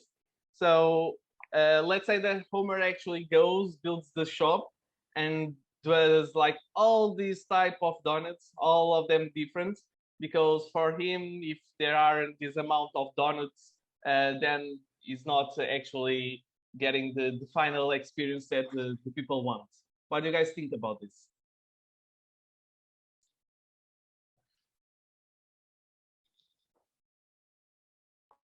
Might be too expensive for the beginning, and not.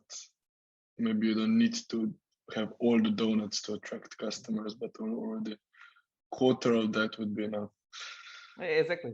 In the end, he's putting a lot of effort building all these types of donuts, and in the end, doesn't really matter because he doesn't even know if people want donuts at all. So maybe you should start simple. The MVP is these donuts, the first one. So a very simple one. Maybe you can get some frozen from the next town. Maybe you can sell it in a car. So in a very minimal way. And then when he actually validates, you can start improving, iterating, and try to see, oh, maybe many people are asking for it to be pink or whatever. Then it was a pink.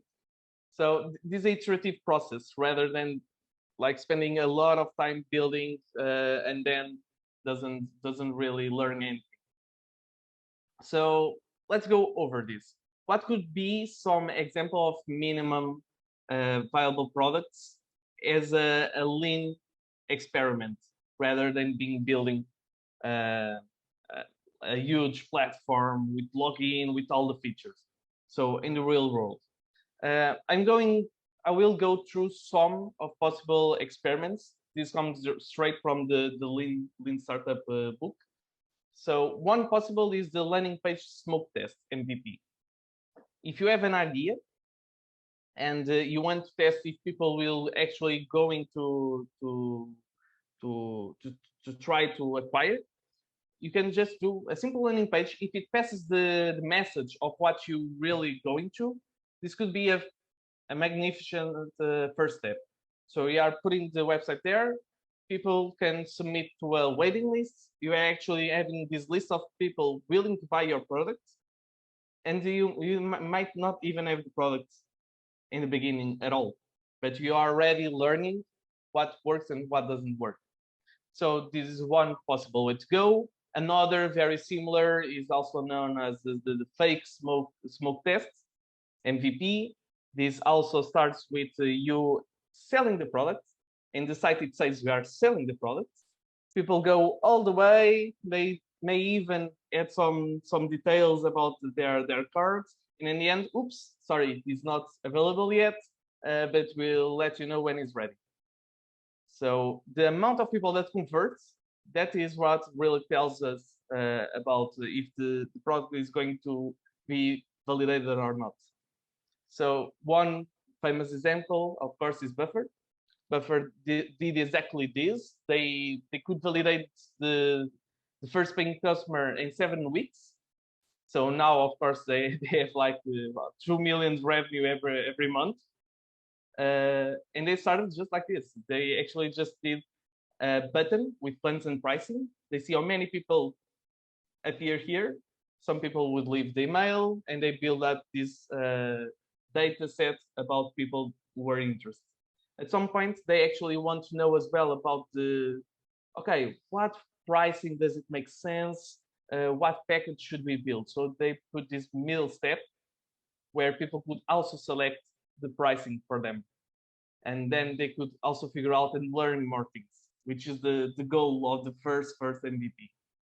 So continuing, there's also a pre-order or a direct sale. We at Demio have also been cases where we need to build, let's say, a hardware, and it was something that that was not ready yet. So we open pre-orders, and we say, okay, these are like the first 100 pre-orders at this price. Buy it now. People pre-order. They didn't even have the thing to sell, but they could have people trying to buy already 100 of that hardware when it exists. So that's one possible way to validate it as well. There's also the classical Dropbox example of an explainer video MVP. So Dropbox, you might know it now, it seems quite easy, right? You just drag and you have it uploaded to the cloud. But at some point, doing clouds, hosting files in cloud already existed. It wasn't anything new.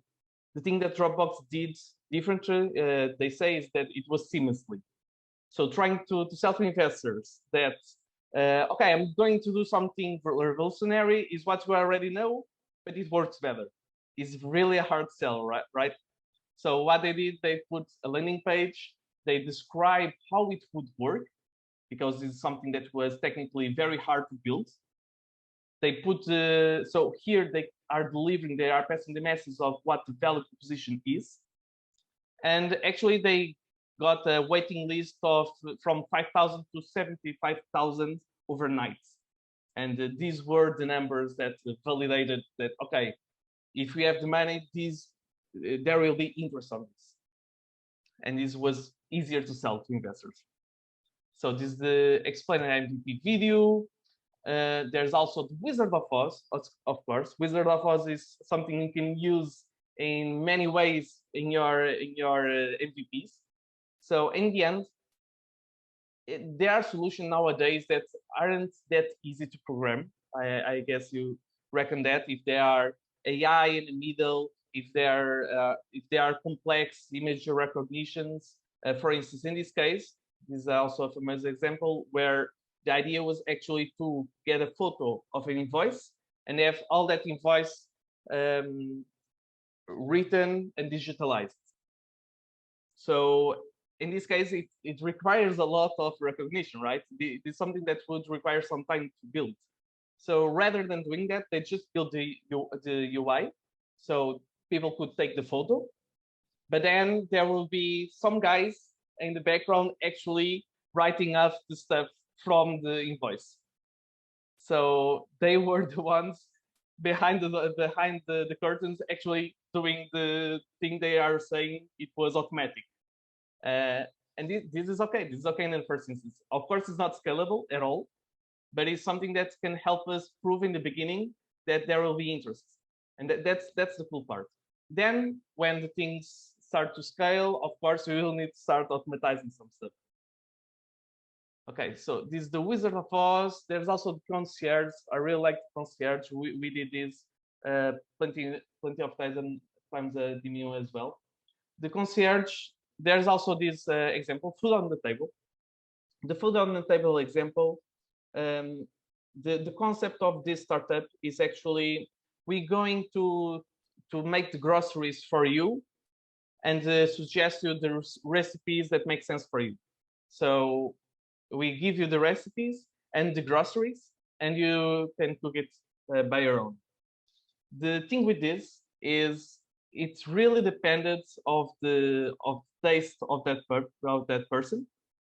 And can you imagine like how many databases it will need required in order to know where to go get which grocery for that specific person? It's a complicated task. So it was actually the CEO in this case. He discovered this one client, just one, and he was one going to the grocery store, making the shopping, and then deliver to the person. So really manual, no, the MVP wasn't tech here at all. You would just deliver and get feedback. In the first times, it was really not what the client, the customer wanted. So we started improving. At some point, he needed more customers. So he started, all the team was doing groceries. And of course, when it starts scaling, then it would go, it will start automatizing stuff. But the concept here really is to have, even if you only have one and it requires you a lot of time, you can learn with that one customer. So that's the concierge, like the VIP treatment, and learn. And actually, from there, you can go and start automatizing. This also makes sense, for instance, when there are AI in the middle and you need to be able to understand the persona you are working with. This kind of MVP makes a lot of sense. So we are wrapping up. This is the last one, is called piecemeal MVP. In a piecemeal MVP, you don't need to actually code anything. You just connect a lot of third-party services, and they work between themselves. So, for instance, Groupon is the famous first example of this. They, at the time, it was WordPress. It just put a WordPress website. They connected with an Apple email. Then there were some PDFs being generated manually. So all of this connected to make the flow of the website work without actually having to code it. And this nowadays is much more easy than actually it was on the time. There are Zapier, there are a lot of services you can just connect to each other and things work. So here we ended. These are the lean experiments you can do. So the first iteration of your MVP. And from here, you will probably want to build something that is more automatic, right? I guess. By the way, what do you guys think about this? This is strange for you to actually start building stuff that is only trying to validate? What are your thoughts? Is making sense? Give me feedback, guys. Yeah? Okay.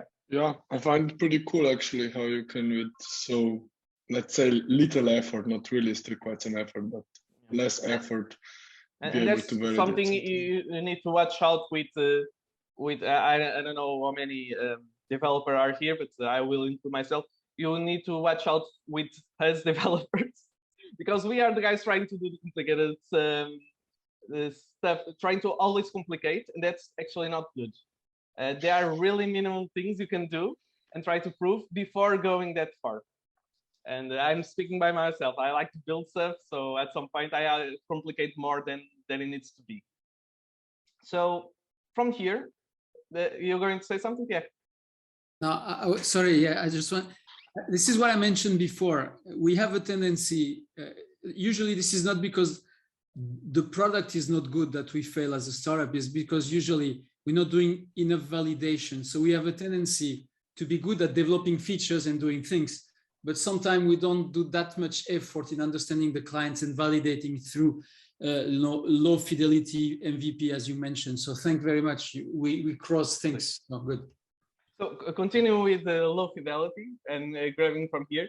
From now, when you start to build something that it will be more scalable in the future, you should also try to imagine a bit first. So actually doing some prototyping. What is prototyping?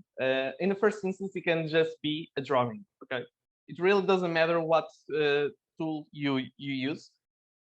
It can be pen and paper. It can be. There are many applications for you to build this. What really matters is that you put some thought on if this product will actually deliver the value without the extra stuff, you know. So having this first step, it can seem trivial, but it actually helps you a lot when you're going to build to avoid unnecessary things. So there are many tools for this, and now I'm going a bit more on the tools. For prototyping, I can suggest, for instance, Marvel App. Marvel App, you can build some interactive designs that are also adapted to the mobile phone, so responsive. There There is InVision. InVision is also very cool to build this kind of wireframes. This is called the wireframe. So here, this is the wireframe of it all. So this is like the low fidelity. And then we start to go a little bit high fidelity until, for instance, Figma. Figma, I guess, is on the range of the high fidelity regarding prototyping and designing. And Figma is one of the most familiar to everyone, and probably most freelancers, I guess, will work with this now.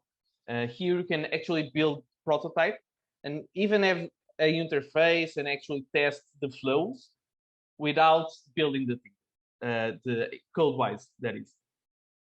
So these are some tools for prototyping. Now, regarding the making MVP without coding. So this is okay. This is called no-code MVP, okay? And there are two ways of doing this. I separate this. You can build it with code or without code. Or you can even make a mix-up, okay? That also happens. So where you have no code and then with some things you build code for that. So here are some tools. Of course, with code, we have all the sort of languages, programming languages that there are. For some developers, it will be very pleasing to actually start right from start here. And that's not necessarily incorrect if they don't take too much time and if they are already familiar with that.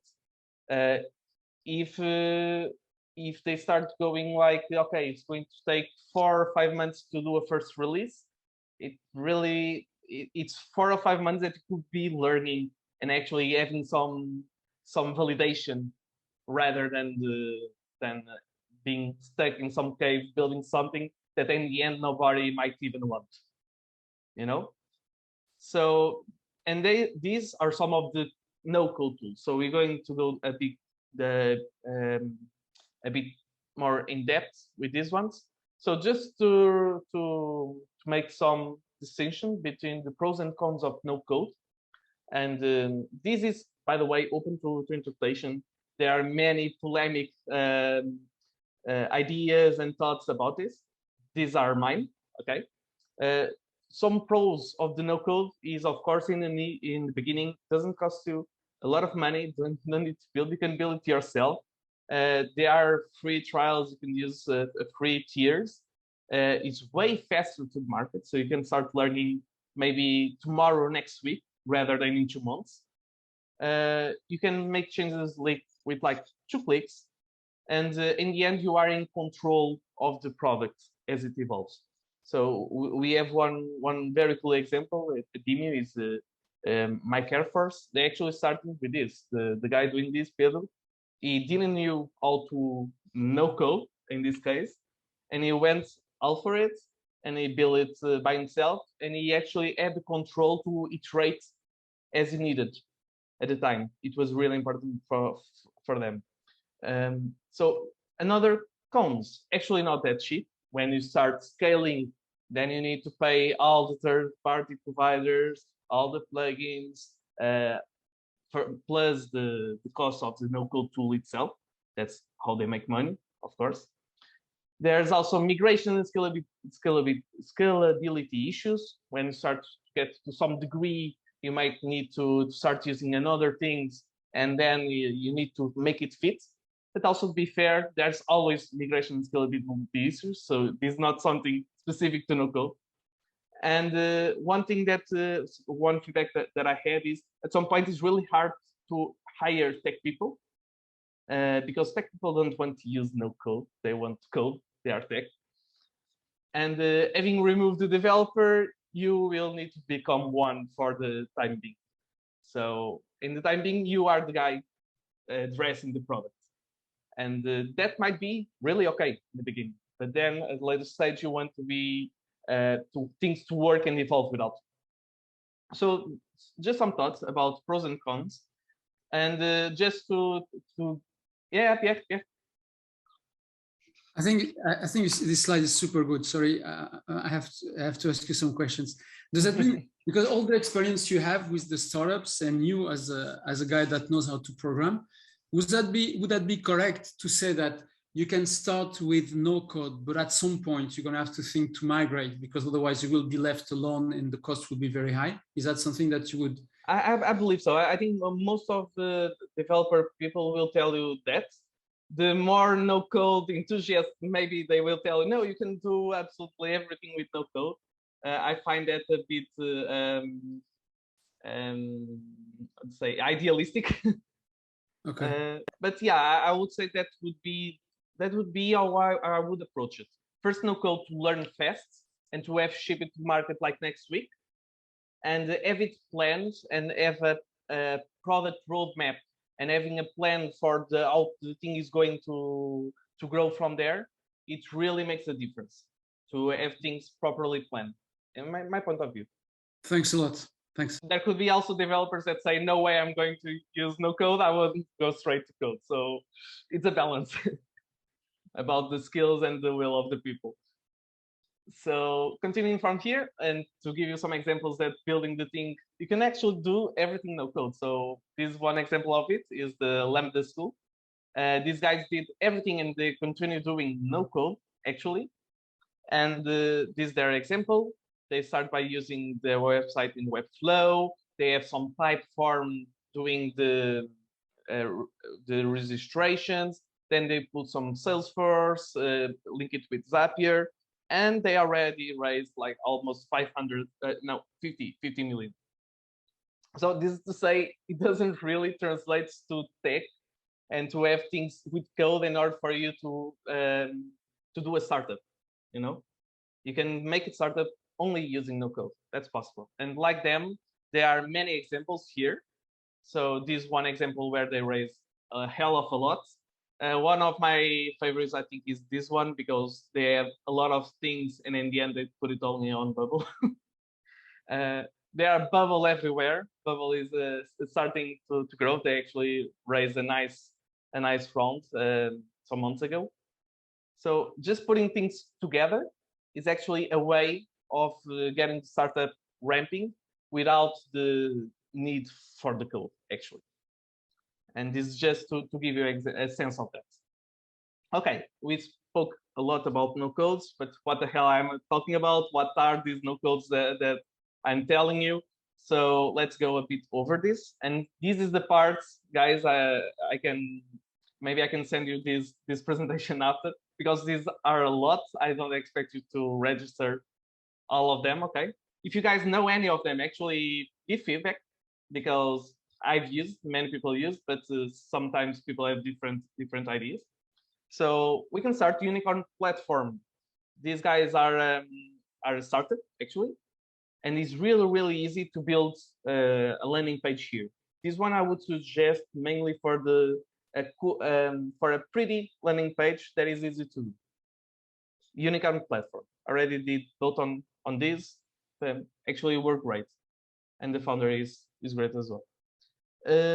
So this is how it works. You actually go to some steps. You click, you want a slider, then you want some posts, you want the content tab. You put it all together, and you build it like that, and you ship it. Not too hard to do a landing page with this. Anyone can do it. Card. I also like Card a lot. Card, you can have the website development apps. It actually work very, very well to make different type of websites, I think, as well. So this, I would say, for landing pages that are a bit different, in my point of view. Of course, at some point, you can also use Webflow and Wix. These will give you a little bit more features, a little bit of more options, I would say. By the way, all of this is my thing about the tools, but you are free to go there, discover by yourself, and disagree. Okay. In the end, you can use all of these to make websites. That's the thing. More than websites, what if you want to do a login, a sign up, having more complex logic in the background? Then for me is Bubble. Bubble is the best to do that. Maybe not the most pretty. The people tell me is pretty boxy, but you can actually make a lot of connections, making a lot of logic steps about how you want to process the data, what sort of models it exists in your database, and you can plug a lot of plugins. So whatever it comes across you, it's actually as a developer, it amazes me that we have this much flexibility in a no-code tool. And the other day I was thinking about doing some smart contract stuff. This like blockchain level is really tricky, and they actually have a plugin for that. So I wasn't expecting to have that level of a specific plugin. So this is definitely one for you guys to go discover. Then of course it also depends. If you are doing e-commerce, a marketplace, a Shopify, Squarespace it's just fine. You can do some e-commerce in like 2 hours tops, no problem. One example, this was more in my professional experience, is when the COVID started. You remember the masks? There weren't mask shops around, right? So there was this company tell me, "Oh, Bernardo, can you help me doing this shop?" We did the shop on the day for the masks, and it started off. It's going pretty well. I've heard about their sellings of the masks. So it's something that we built like this, and they start selling. So we did it with Shopify. There's also ShopKit, is another possibility for you to check out. ShareTribe is a no-code marketplace platform. Of course, there's always WordPress. WordPress is like a big chunk of the internet is WordPress. And you can do a hell of a lot by just clicking buttons. For me, it's really boring to set up a WordPress page, but in all fairness, it's also quite simple. You just you can just build it, ship it. There are different plugins you can use. Some examples are Elementor, Envato Elements. You can just pick some designs from there. The Blue WordPress Bakery is one that actually lets you move things in UI and you can see it moving.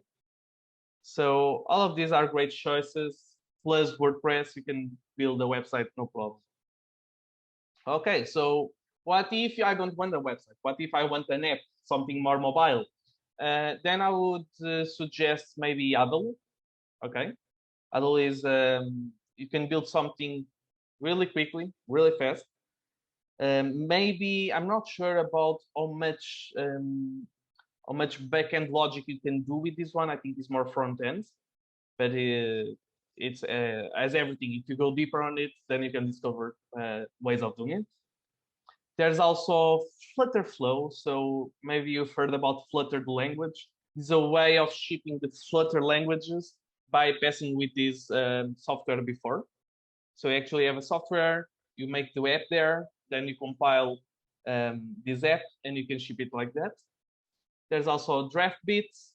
There's also Thunkable. So a lot of options for you to explore about mobile. Some more. Bravo. Bravo is also very cool. If you guys know how to do Figma, Bravo allows you to make things from Figma to something real, to transform it in a real app. Okay. In my experience, you actually need to be quite good at doing Figma in order for this to work properly. I have some guy who actually knew Figma and tried to do it, and even him was a bit was hard for him. So ideally, this is if you actually work well with the Figma. Glide is quite strange. It allows you to make from Excel to an app, which is something that you don't expect, right? Make an Excel to an app. That is not something that makes immediate sense in you, but you can try it. So database tools. What is a database really? Okay, code-wise, if you go deeper, there are SQL, non-SQL. You can have a lot of databases. But for us now, as a Lean MVP, maybe just some Drive, Google Docs, Google's Sheets is just enough. You know, you can make it as it adds. as your users can be in an Excel, and that's fine for to start. Then at some point, maybe you import it to a database, a real database. Okay, there's also Airtable. Airtable is like an Excel. It also is an Excel with extra stuff. I like it very much. There's of course Typeform and MailChimp. These are more for survey and campaign. They can also have their own database, of course. Typeform, for instance, you can link it to an Excel and have it feeding the Excel. MailChimp, you can have your own database of all of the contacts there. So this is something that you can use, for instance, to make a sign up or a waiting list. These work just great. You don't need to like make entire flows of next step, and what's your name and what's this. Here you can just code it. They are specific for this. So if there's already this third-party service that aims to make this form easy for you, why reinventing the wheel, you know? There's of course CRM. CRM is also very important depending on your solution. If it's something that you need to go over several steps and actually filter a CRM makes all the sense. There's Review, there's Salesforce. All of these you can integrate with your MVP. Just one point, sorry, CRM is for customer. To be fair, I use it so much I don't even remember. Customer Relationship Manager, I think that's it. But if you can confirm. Yeah, I think it's the case. I didn't know the acronym, so thanks. Yeah. Yeah, no, and I didn't remember how telling it, but it's just something for you to make it visual for you and easy for you to know in each step your customer is, to actually see the funnel and to have something that helps you going customer to customer and to filter them as well. So let's say you have 100 people applying to different stuff, and some of them already moved to, you already filter them somehow. You need to have something to manage this type of stuff. Okay, analytics is really important, mainly in the lean methodology book, because this is how you measure. So there's this thing on lean methodology is build, measure, learn. It's a cycle. Build, measure, learn, build, measure, learn. The learn part, for you to be able to learn, you need to measure stuff. So here is how you can measure the things. So Google Analytics, always have Google Analytics in your website, in the places that people convert. That's where you want to pay most attention. At some point, maybe if you want to configure all the conversion steps of all the funnel, you can use Google Tag Manager, for instance. Google Tag Manager allows you to do a bit more logic than Google Analytics. None of them, doesn't require you to be a developer, okay? It's just something you can go there, figure out how it works. And Metabase, for instance, is one possible example of a place where you can integrate with your database and it gives you data about it. So just some examples here about how to make analytics. Some extra and kick-ass tools that you can also use. You know, when you do the chatbot and it starts talking with you. So this Landbot is one of Demium's invested startups. It's actually really cool. You can make all this logic about how the bot should talk with you. So you can put it GIFs, you can put it images, you can do a lot of crazy stuff, and you program it by yourself. So it's a no-code tool. So this is how it works, actually. So you really just have one card, you point, okay, if people say something, then nice to meet you, so on and so on. And then put a GIF there. This is just something very cool to play with. There's also Zapier. Who already used Zapier? You guys know what it is? Just curious. Okay. Some people call it the glue of the internet. So the idea is really to, so do you remember the piecemeal MVP where you just connect stuff and things connect without you actually building anything? This is Zapier. So let's say every time I receive an email. I want to make Twitter posts, and from them I want to do, I don't know, a Trello card that triggers Instagram like. It can be whatever. You just make the logic, and things work because Zapier integrates things. Of course, it's also a bit pricey. Zapier. There are another solutions. So this is how it works. By the way, you just add steps and you say what action you want it to be done in that place specifically. So for instance, here we have a Google form, and if I remember correctly, then it's going to make a GitHub submission somehow. There are other options. There's Parabola, Integromat. I never used any of these, but they are less expensive than Zapier. Of course, quality versus price is always the thing. So payments. At some point, if you are doing something in the internet, there is page, you will need to have some payment options. So the one of the most famous nowadays is really Stripe. It's also a bit pricey as well, you can argue, but it really works well. You also have if then pay, so you can make some logic. You can even do MBWay with these ones. There's Adyen, which is a competitor of Stripe. There's Lemonway for you to do more virtual wallet sort of things. So for instance, if you are doing a fintech, like I was, this is one possible tool you can use. It just rather than you being the bank, you can make they are the bank, they are in charge for the payments, they are the payment solution provider. You just tell them what to do when, but they are the ones responsible for the actually having the money. Bernardo, let me just interrupt to a space of advertising, okay? Sure. You can also rely on ThinkPay, which is a Portuguese startup on digital payments, okay? How is it called? ThinkPay. Maybe I don't think I know that one. It's a platform that was built by three young guys like me, okay? How is it? How does it write? Sorry? How do I spell it? ThinkPay. Think like this? Look at my slide, okay? Thinkland, ThinkPay. My slide. ThinkPay. Think like thinking. Thinking. Thinking. Okay. Well, sorry, I'm not. I'm not Think saying like it. thinking. Advertising, okay.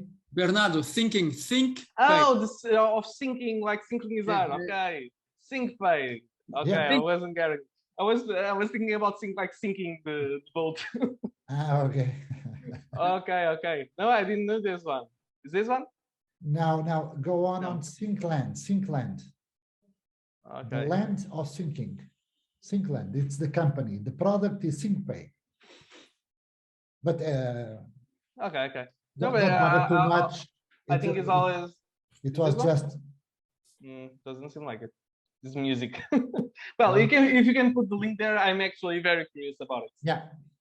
And okay, so move on from here. Actually, I just remember another one, which is about if you need to do insurance stuff and actually doing open banking things, you can also use Tink. Is also very famous. So this for you to do open banking. There's their focus here. So yeah, continuing here, we have the design stack. So here, just coming, if you're going to build a website, of course, you will need images somehow. You will need logos. You will need to get some actual content, right? So this is a place where you can get illustrations and pictures. Is Draw, is Unsplash. Both of them you can get free images for you to use, or even paid ones. There's Pexels as well. Here is photos and videos. There's Canva. I like Canva a lot. Canva lets you also do some posters, banners, flyers. I already used a couple of times to do, I think it was, wedding cards and stuff like that. This one already lets you edit some of the photos as well. Regarding video, for video stack, you have PlayPlay. PlayPlay, you can make make the videos, you know, just actually compile the videos as if it was a software. There's also Wondershare. This one is paid, but I think it's worth it. There's Promo, Animoto, Monchunden, Ponton. So all of these tools you can check out in order to make a video that works. And for instance, to build the video MVP. It's something you can use to build it. So to do animations, this one is also very cool. Btable, you can make some animations there with little effort. Video.co, it's here, is a bit hidden. Cover, this one is really cool for you to get video stocks. So, you know, like these places where you go to get images, like vector images. This is like the same, but for videos. Here you can get videos to use, generic videos to use in your video. And from here you can, maybe you already saw some YouTube videos where the guy is talking and it's just generic images in the background. This is probably where they get the image from. They just write here, I don't know, I want something about some guy writing on the keyboard, and he comes up, something like that. Almost finishing. One of the first steps that you probably need is a logo, right? So a logo is something very simple. You don't need to go to a designer, spend 500 euros just to make a logo in the first instance. Just doesn't make sense. So you can go here. Namecheap is really cool. You go over, it asks you what is type of font that you like, what color do you want to use, pick some nice images, and it makes you like all this compilation of possible logos for you to use. Of course, you need to pay to use the logos, or if it's a very, very lean, you can also print screen, but I didn't tell you this. Just one possible way of doing it to start. Other stack, Fiverr, Puppy Paste. So these are used for different things. Fiverr is where you can get freelancers to build almost anything. Really cheap services. At some point, there are things that we don't know what to do. Here we can hire a person to do it, some design, some GIF that we think it will really add value to our MVP.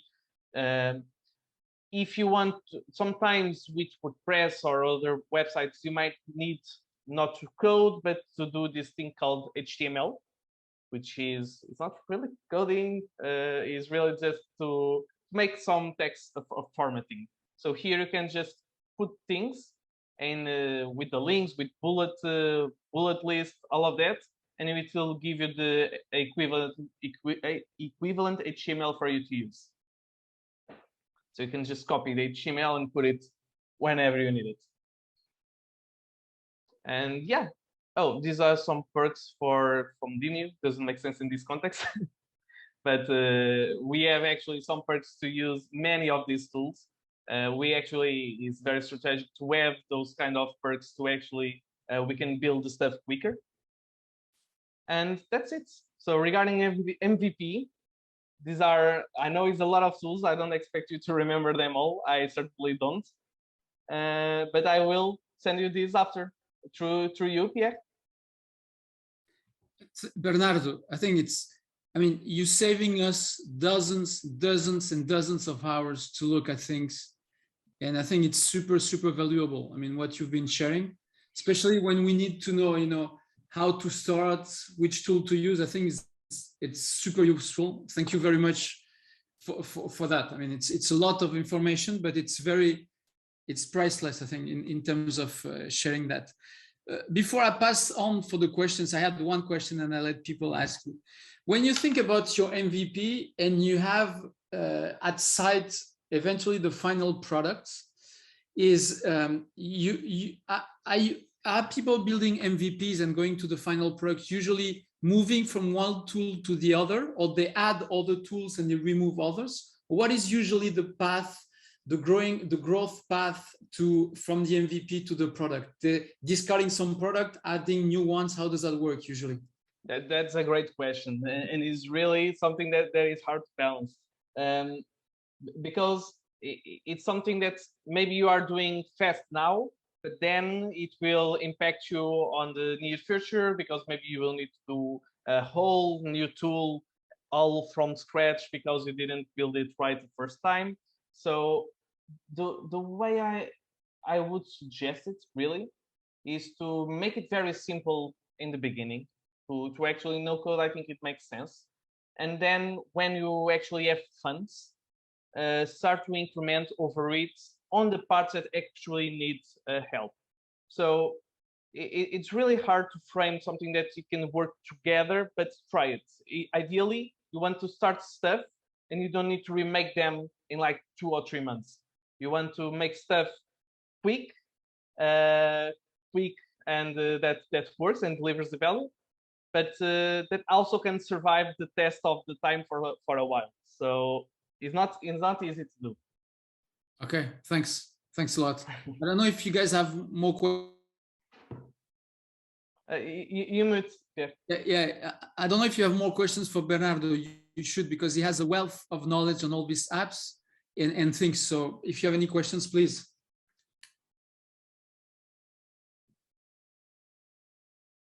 No, I think actually it was really helpful to have, as you said, Pierre, all the stuff in one place already, a really good selection of cool tools. So thank you, Bernardo. You're welcome. Are you guys looking forward to use no code? What is your take on this? Are you brave enough to to go and doing things like that?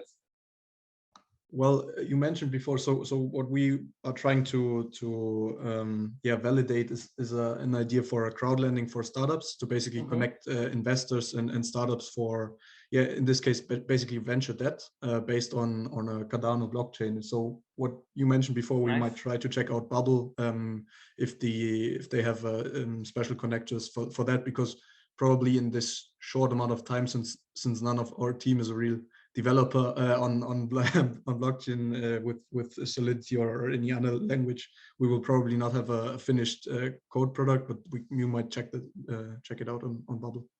Definitely, trying to do blockchain is really techy. So if you can validate the need and the value proposition without actually building in the first instance, I think that's something that you should go forward. And then when you have investment, then you can build the thing for real. To maybe quickly add on that, actually the Cardano blockchain provides us with sort of a low code option, that because they give you predefined building blocks that you can put together, so you don't need to code properly to have like a close to an MVP product. So that's basically also part of the reason why we went for the Cardano blockchain, because as all of us are business students, we're not like super into coding, but this offers us a solution on how to get going without going deep into code, which is that's super interesting. Is that some separate tool, or is something from the actually Cardano set of tools for developers? It is from the Cardano blockchain itself. Does it have the name? As far as I'm aware. Okay, because I would be very curious to know it. I don't know it. Yeah, maybe you can check it out. From Cardano docs, we have the typical API and stuff to use. But yeah, sure. Right. Thanks anyway. It was very helpful to get to know all these tools for no code. Okay, so if there are no more questions, maybe let's wrap it up. Yeah. Thanks very much. I don't have any more questions. This is always a pleasure to have Demium, to have you today.